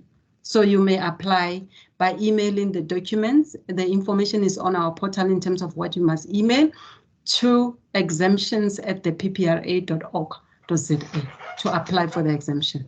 Okay, that's fine. Thanks a lot. Thanks, Gabriela. Good afternoon. Thank you very much for all the information. My question, please.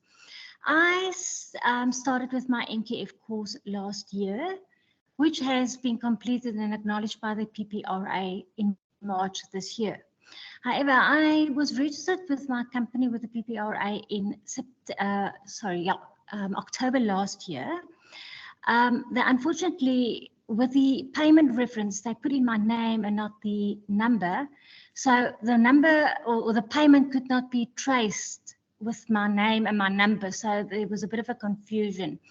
Because I filled in the forms that was on the portal, except that one long form that was ticked because I didn't know about that. But saying that, I actually started then with my logbook. And in January, there was continuous queries that are logged on the PPRA portal, and I never received any feedback as to why the payment is not reflecting, because in the meantime, I received an email that they wanted a different amount to what was actually paid, because the payment was made for the first 3 years because I'm still an intern. So in the meantime, in January, everything was sorted out, and I've been continuing with my logbook, but my certificate was only now issued or valid from the end of August. And I've been told that I'm now only starting my first year for my logbook. In other words, I'm only in the beginning, whereas I'm actually now ready to submit my logbook. I'd like to know, is there any way that this can be corrected, and even if it is from January, so that it can be rectified, so that I can complete my NQF exams, my PDE 4 exams. Possibly, I would think the next date. I know there's one at the end of February, but maybe then even May, if the PPRA accepts my logbook, being my 13th month in February next year, then if they want to take it from January, if my documentation wasn't 100% complete, it was actually just that one form, but it's simply just because there was no feedback, nothing at all. So there was a backlog, and I feel I'm being actually punished, and it's not really my fault as such, in a way. If you could maybe assist with me with this, please. Okay, so maybe let's address this. Your biggest problem is using the wrong reference number, right? So that's why we are not picking up your payment.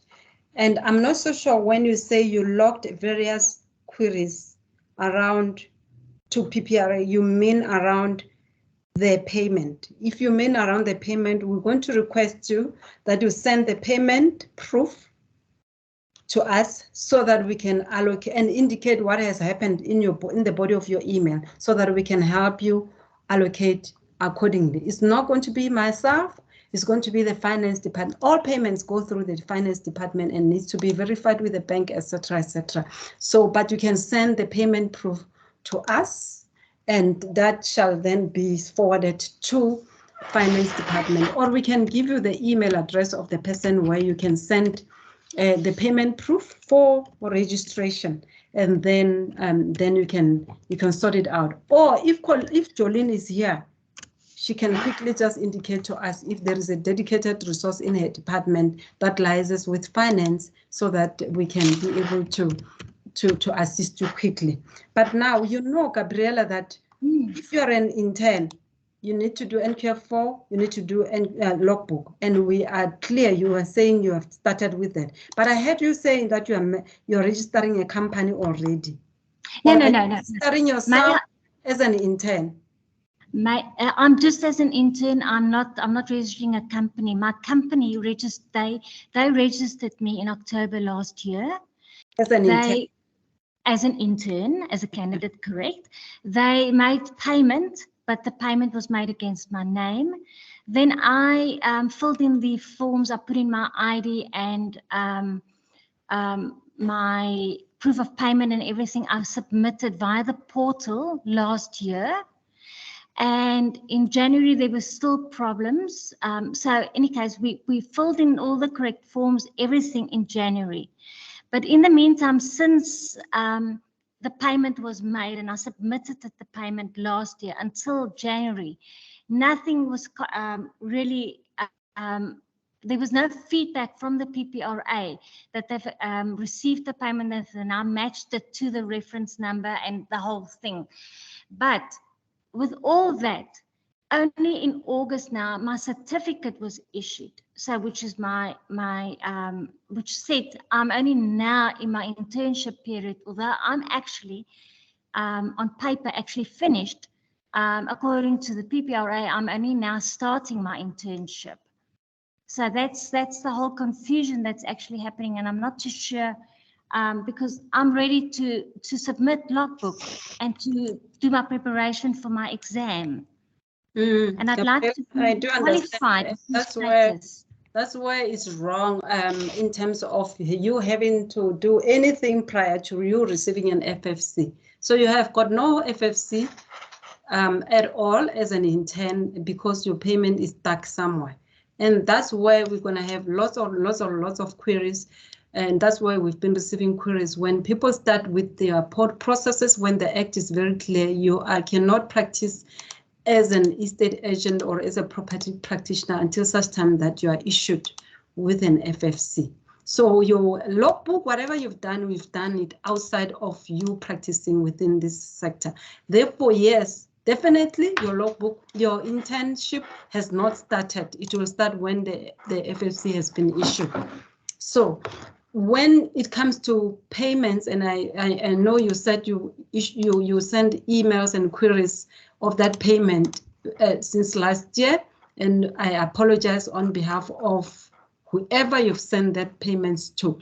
But we've now posted the email address of someone who received payments for both CPD payment proofs and for registrations. You can send to that person, and that person will be able to channel it to the person dealing with payment, with FFC registrations, etc. A payment allocation. My Shudu's email is on the platform, and for CPD and for registrations. Then you can explain. But let me tell you, the logbook is not going to be accepted, whatever, because your FFC was not yet issued. As indicated in my presentation, internship starts from the first day of you having been issued an FFC. So the reference number that they issue when the company registers you, is that number then actually nothing, that reference number? It is your, let's just call it your account number when dealing with with PPRA. You are going to have that reference, 7-digit reference number for life, for as long as you are practicing here. So is your identity kind of number. When you're dealing with us, you must always quote that reference number, but that doesn't necessarily mean that it means nothing. And that doesn't necessarily mean that you were not recognized or whatever. We'll have to check on our portal when the payment is allocated, what will happen. Okay. All right, thanks. Let's give others to ask. Okay, thank you. Yes, Dina.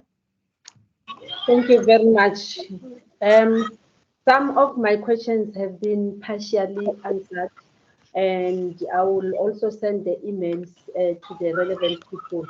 But I want to ask regarding the CPD point. If an estate agent or property practitioner hasn't done their CPD point for 2023, because of the finances, is there any arrangement that can be made for them to pay and then do the CPD point? And is the time frame CPD point of 2023 since 2023 is coming to an end? Thank you. And also regarding the PDE4 certificate, which I did not receive. Thank you. Okay, for PDE certificate, I think we've already indicated that we will send certificates, the email address for certificates and so on. I think it's PDE@the-PPRA that you can email around for all people who are affected by certificate. Please email that your queries to PDE@the-PPRA for us to assist you on certificates. But on CPD points, I'm going to request Mr. Daki to address you on that particular point. Mr. Daki? All right, madam, I supplied my email address. I think just send your query to me via email and then we'll respond to you.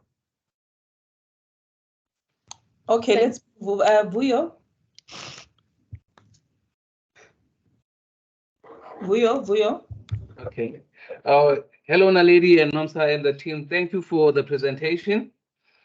My one, it's a quick one. I think I have the answer, but I just need clarity. With the exemptions for PDE4 and PDE5, you have been granted a an exemption for both PDE and PDE4 and PDE5. So at this stage, do you still have to go back? You still have to go back and write for exemptions for PDE4, even if you have been granted exemption for PDE4 and PDE5? No. If you are granted exemption, it means you don't have to write the exam. But we need to check your profile, hey? I'm a bit confused. No, when you are granted exemption, you don't have to write the exam. I don't write the exam at all. At all, it's exempted. No, Oh, okay. So I'm just gonna get a new certificate. Sorry, I think let me okay. assist here. Okay, thank you. Mr. Tubula, are you talking about an equivalency exemption, or you're talking about PDE4 and PDE5, Mr. Dike? Or is it a PDE exemption or an equivalence exemption? Okay, I can put it this way. I think it should be an equivalency in the sense that I have a tertiary qualification outside of a PDE4, and with the tertiary qualification, I was exempted for PDE4 and PDE5.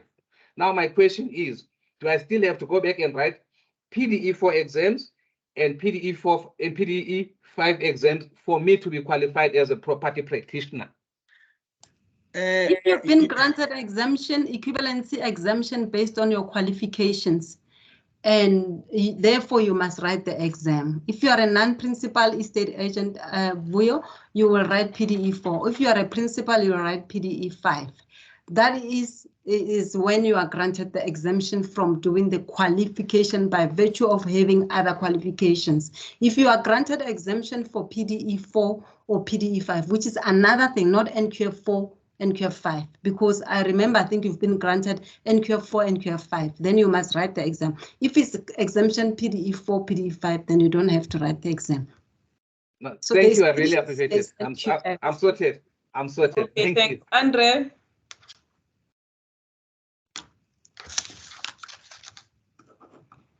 Andre? Okay, we'll come back to Andre. Palisa, please come through. Go past me. I just have a quick question. I just need clarity. I think the previous lady spoke about, understanding that there are issues with the system. So I've done my logbook, I've completed it, I've received my letter of compliance.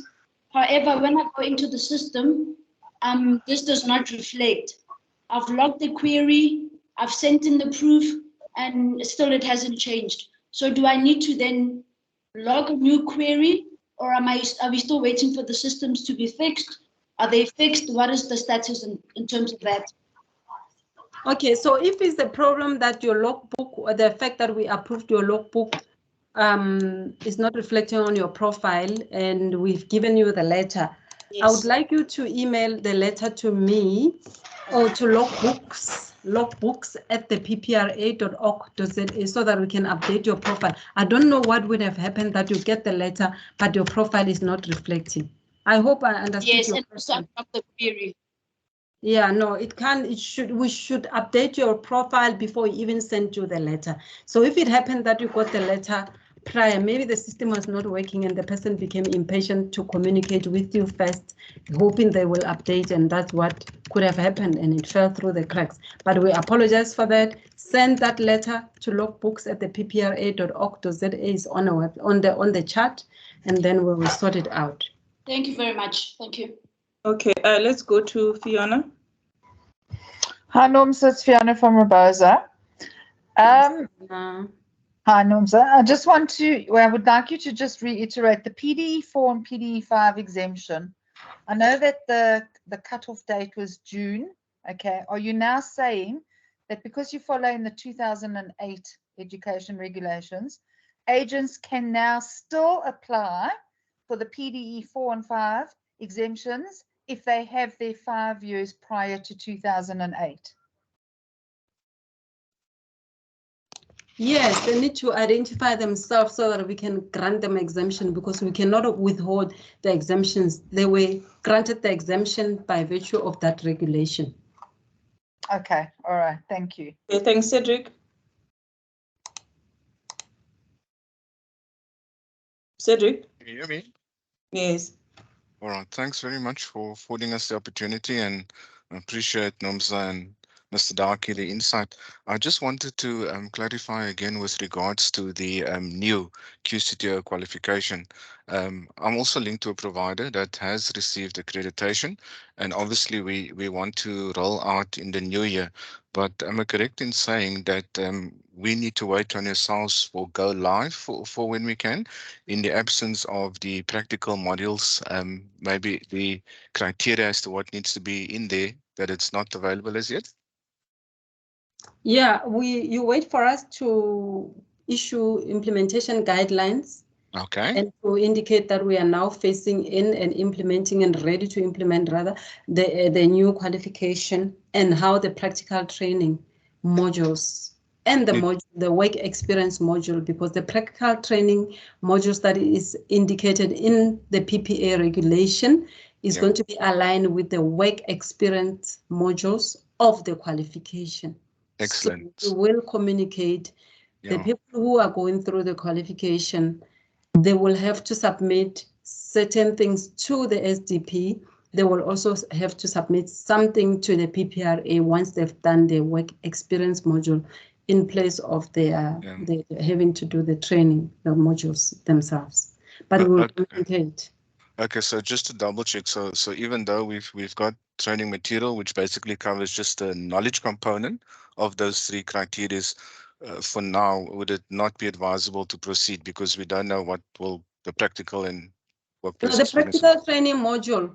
Yeah. The practical, okay, the qualification has got knowledge, practical, and work experience, and you are accredited for the qualification. So what we are saying is that we will roll out the qualification when we become ready, when we have communicated. So you wait for us to start registering them in the qualification. Now, when it comes to practical training modules that are referred to in the regulation, they are the same as the work experience modules in the qualification, and we will communicate the alignment and implementation thereof with the industry, so because that will happen in the workplace anyway. Okay. So you have, if you are accredited, it means you have all the relevant documents around doing training for the against the knowledge practical, and then obviously how you're going to confirm the work experience modules of the qualification. You already have that statement of work. I'm sure you know about the statement of work. That's what you're going to use for the qualification purpose. But for PPA, we will confirmation that the workplace experience module has been completed. We will communicate the guidelines. Okay, all right. Thanks very much. Thank you. Alan, please come through. Apparently, I'm very slow. Alan? Yes, hi.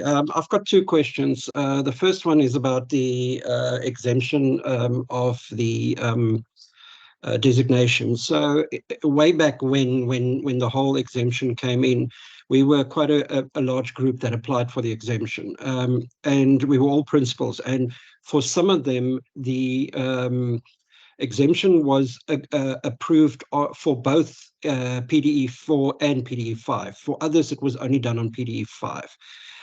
My question is, surely PDE 5 trumps PDE 4? Is it necessary for the people who did not get the exemption on PDE 4 to apply for that now? What would your recommendation be?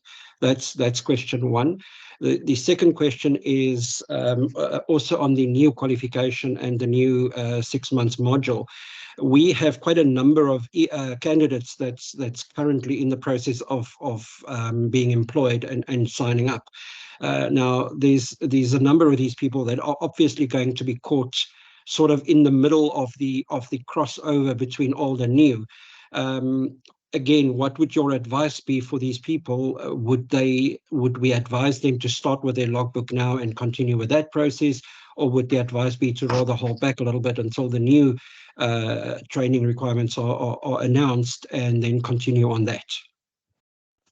So because we have not communicated that they should not start with the logbooks, etc., they should have started. So I advise that they start with their logbook and the NQF4 qualification, because that is still in place. And that is the second question. For the principals that were only approved for PDE 5 exemption, can you please also email them to exemptions at the PPRA so that we can know about them and check their profile and be able to advise. Thank you. Okay, perfect. Thank you. Okay, no, thank you so much. Let's quickly go to Hlelekile.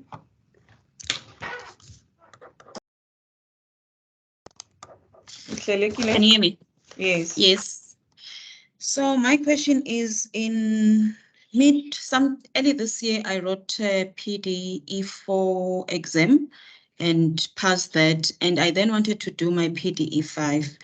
Unfortunately, when I tried to register, it said I'm not a principal yet, and I have an NQF5 exemption as well. I then contacted, I was told I need to reserve a name, and I did a couple of things, but still till today I cannot.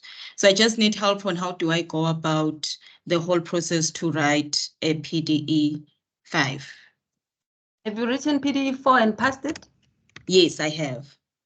And then I got an exemption for NQF 5. PDE 5 is strictly for principals. So if you are not holding an FFC as a principal, you are not eligible. Therefore, finish your process of registering as a principal first. Where do I get that information? Because I tried on the website, I couldn't find much. Lina, you here? Okay, you can, I think the information is on the website, but you can email Naledi to assist you with that, or Naledi will post the email for Jolene, and you can then send your query to Jolene. Okay, thank you. Okay. Okay, thank you so much, Busi. Busi? Thank you so much for this training session. My question is, I've been trying to do my logbook, rather to write my NCF. I've actually completed the RCL and the logbook, but I was told there's another PPRA logbook that I need to complete. Hence, I was actually preparing to write an exam, an NCF4 this November, but I couldn't because the system doesn't allow me to register. So I've got the material. One, I just want to check if I'll be able to use that material for next week. My issue be sorted. I kept on losing you, but my understanding is that you have NQF4 and you are in the process of a logbook, and you were told about another logbook. Am I correct? No, I've completed the logbook, but then I was told there's another PPRA logbook that I need to complete. When I was visiting that specific logbook for the PPRA, I had to change company, so I wasn't then able to submit it. So at this point, I still only have one book that I've done through a registered service provider of the PPRA, one of the facilities or educational tools that we use. I think you've done the portfolio of evidence for the qualification. You haven't done the logbook that is required by the PPRA. You can download the logbook on the website and complete the logbook and submit to the PPRA. The one that you may be having is the portfolio of evidence for getting the qualification, I think. So what do I do? Yes, thank you for that. What do I do with the material? Because I had already purchased the material to do the NCF4, but then obviously I couldn't because of the outstanding stuff. Okay, I thought you said you've done the NQF4. No, I haven't done, because I have to do the logbook first in order for me to register to do the NQF4. So I just went and bought the NQF4 material because I thought, well, the logbook is completed, only to be told the logbook is not actually done. My understanding once again is that you've done, you are in the process of completing the logbook, and you have purchased the old NQF4 material. You haven't started with the qualification against the NQF4. Yeah. And you also want to write PDE4. So to write PDE4, you must have completed the qualification, the NQF4, and you must have submitted the logbook and approved by us. Okay. So two things that you need to do. You are an intern. You remain an intern until such time that you have completed the 12 months internship, submitted the logbook, and you've submitted the NQF4 qualification as completed. And then you will write PDE4. Okay, so what do I do with the material? Because I had already purchased it, thinking that I would write, I would qualify for the November 16th exam. So When did you purchase the material? I bought it in September this year. It's 2 files or 1 file? 2 files. No, then it means, unfortunately, you're gonna have to buy a new material, which became available, I think, in October, November. Actually, November, you must purchase the new material, which is 1 file. However, I think some information in that will assist you during the qualification process, the 2 files. When you do your NQF4, you'll use that 2 files for your qualification. So you don't have to worry about returning or doing anything. Okay, thank you. Nomsa, let me move to Anthony. I think we're no longer going to take questions. We need to get to finality. So the last question will be from Jen. Antoinette? No more questions. Yes, we're starting with Antoinette. We're going to, last question is from Jen, because those are the only hands that are raised, I agree. Antoinette, you can come with your question, please. Can you hear me? Yes, yes. Hello? Yes. Okay, excellent. Okay, so I think mine was more or less answered, but not 100%. I've got 2 questions. The one is PDE 5 study guides. When will they be available? Payment has been made. That's number 1. Number 2, I was granted equivalency exemption for NQF 5. I just want clarity on the next step because there's so many people saying different things to me. What is the next step? As a non-principal who's got the equivalency, do I automatically be upgraded as principal agent, or do I have to register as principal agent and be under supervision for the year before I can do the PDE 5? Or can I automatically be upgraded and then write the PDE 5 without having to be under supervision? Are you a non-principal estate agent who has done the NQF 4 and PDE 4 already?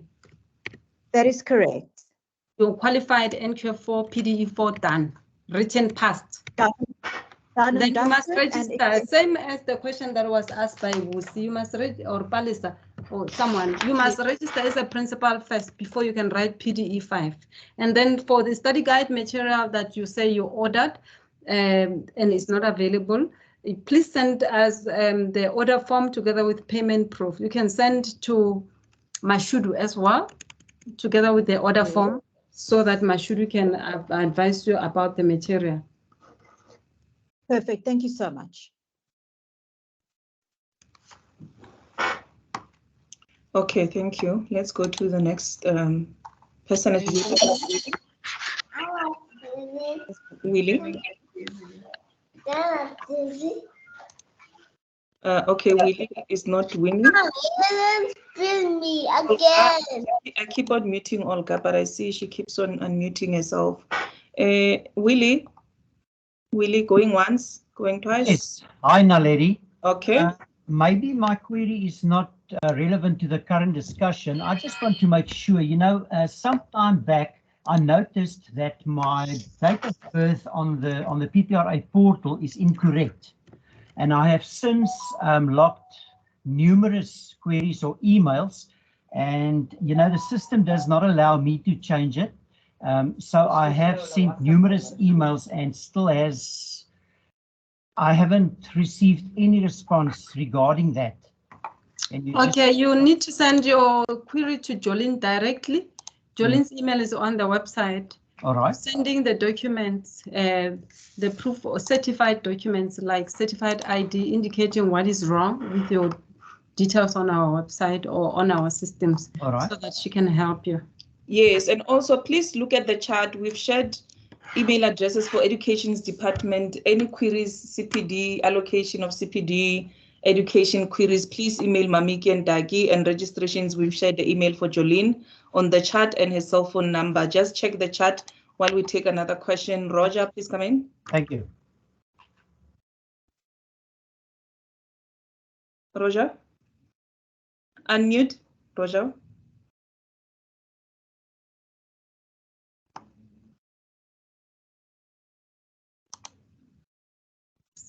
Okay, Roger, let's move Selailo. Hi, can you hear me? Okay, Roger, okay, you can ask quickly. Just a quick question. I think the PDE 5 exam written on now in November, was rather disturbing and really caused a lot of frustrations with your online exams. I had the similar experience with your PDE4 exam in September, when the venue was changed and there wasn't, the venue couldn't accommodate all the candidates and people had to sit in passages, and it was quite a shambles. The PDE5 exam turned out to be not so pleasant. In fact, couldn't log onto the system, and when you finally got logged in, the clock was already ticking, so you lost out on all those, the time that was you're supposed to write the exam allotted to you.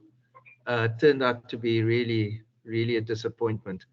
Now, I just want to know what is going to be, how's this problem going to be remedied? Because then we are, as candidates, we are penalized because of these problems, technical problems that you experience.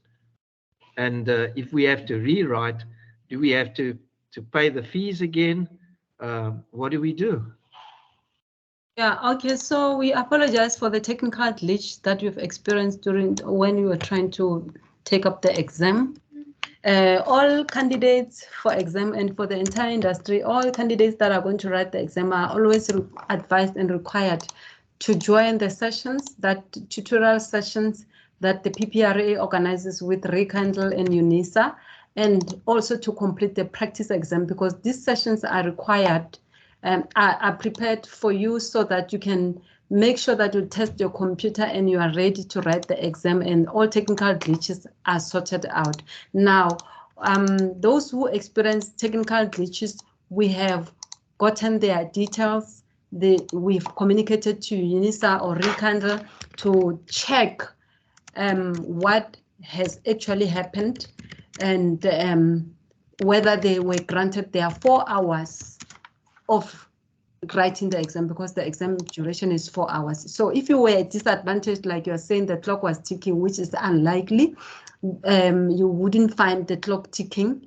saying that you are 2 hours when you just started. Then we're going to have to request you to email to us to PDE at the PPRA so that we can look into your issue and go to your proctor, to your specific profile and see when did you start writing the exam, when did the clock start ticking, so that we can give you a report that shows what has happened. And if we are at wrong, then you don't have to pay the fee. We will indicate on the report if you were not at wrong. If you were not disadvantaged, then you're gonna be, if you fail the exam, you're gonna have to rewrite at a fee. Okay, thanks for that. I just want to point out that I did attend your preliminary sessions to get acquainted with the setup of your system and the computers and so on. But on the day, we couldn't log in, and you know, we had to reboot I had to reboot my computer 3 times. I put a call through to EAB. They told me to use a different web browser. So I went through a whole lot of motions. And when I finally got onto the exam, the questions were there, but there was no text box to answer the questions. So, but the clock was ticking. I did. We will investigate. Send me your details to PDE at the PPRA email address that has been posted on the chat. We will send it to UNISA. They will investigate. They will find what has happened, and then we'll advise whether you're going to rewrite if you failed for free or not. Hopefully you won't fail. All right. Thank you. Thanks, Lilo. Hi. So I just wanted to find out, I've got 2 questions actually. I wanted to find out that what is the criteria to get a PDE4 or PDE5 exemption? And number 2 is, as a full status agent, estate agent, how long or what? How long do you have to wait for before you can become a before you can mentor a new estate agent, if there is a time frame that you have to wait? So these are the two questions that I just want to find out. Okay, I think my presentation will be available on the portal, but I did indicate or present on these two questions that we've raised. Criteria for PDE4 exemption or PDE exemption generally is that you must have held 5 years of FFC consecutively prior to 2008, the 15th of July 2008. That's what I've said. And I've also indicated that for someone to mentor a candidate, they must have held an FFC for 3 years as a full status non-principal or as a principal. They must have a FFC for 3 years plus the current year's FFC.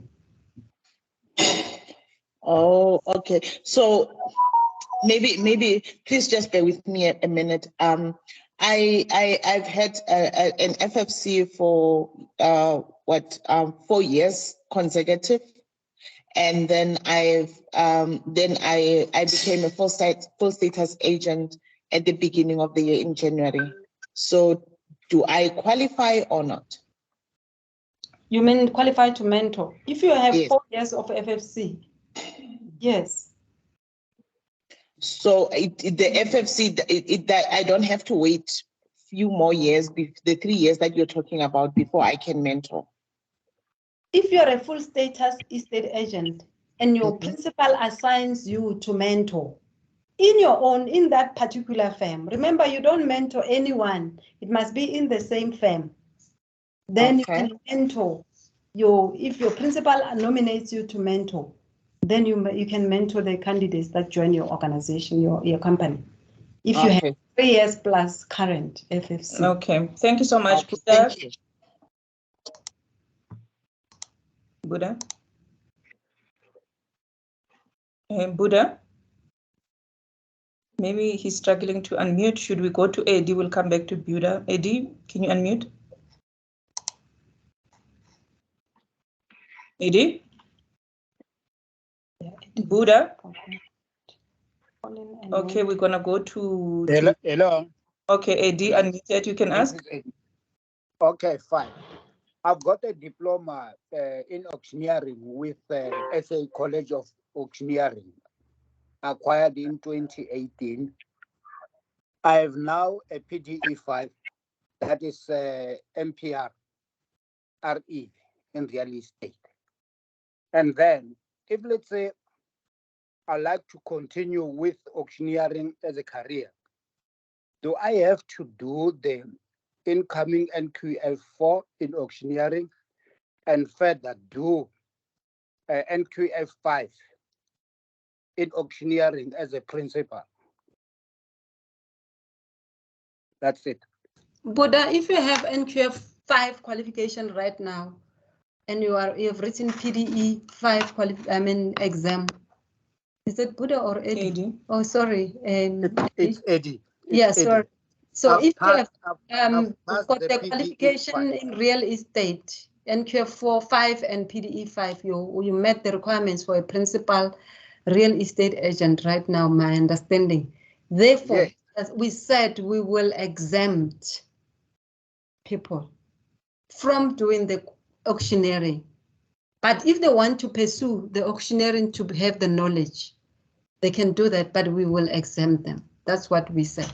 We agreed with the subsector, the SAIA and SAPA on that process. Yes. So I would be exempted for NQF5 in auctioneering and NQF4 in auctioneering. Is that right? If you are going to be a principal auctioneer, yes. Okay. No, thank you very much. Yeah. Thank you, Eddie. But the process will be communicated in terms of exemptions and stuff. Okay, thanks. Thanks. Jean? The last one. Jean? Hi, thank you so much for taking my question. Thank you for the information given today. I would just like to ask the chat. I have not been able to access the whole time I've been on this webinar today, and apparently I'm not the only one. So I would like to ask if somebody could just put all the names and telephone numbers and what they are responsible for, maybe together on either email or on something that we can have access to all of that, please? Yes, please drop us your email address on the chat, and then I'll send you email addresses of all departments and their cell phone numbers. I can't get onto the chat. I can't access it at all. It's just a round ring been going the whole session. Okay, because we did share. If you scroll, okay, you can access the chat, it's fine. Maybe you must give me your cell phone number. I'll call you and get your email address so that I can email you. Oh, email Naledi. Actually, email Naledi. I think you would have received an invitation from Naledi. So email Naledi, and then Naledi will send you all the details. Perfect. I will do that. Thank you. Yeah. Yes, and then I think we were done because remember we wanted to ask to take the last question from Jen. So I don't know, Nomsa, these last two questions you don't want to answer, and then we finish. If these are the two questions from Colin and Wendy, I can take them. Yeah, let's take we them are last. not taking any more questions after Wendy and Colin. Yeah, because we were supposed to finish at 1, but let's hear Colin. Hi guys, it's Colin. Thank you. It's been a fantastic morning for everything that you've done. My question, I think, has been answered when you answered Eddie, so that's why I clicked on and clicked off all the time. My NQF5 shows as exempted. My PDE 4 and 5 are shown as exempted. I'm 61 and I've been in this business my entire life. My question reasonably is this: I'm a principal agent with the principal property practitioner's fidelity fund certificate issued, which expires in 2025. I don't have to do anything more between now until October next year in order to actually register anything, pay any payments and the like, is my first question. And my second question, which was Eddie's, was to say, I'm a principal property estate agent and we manage some properties.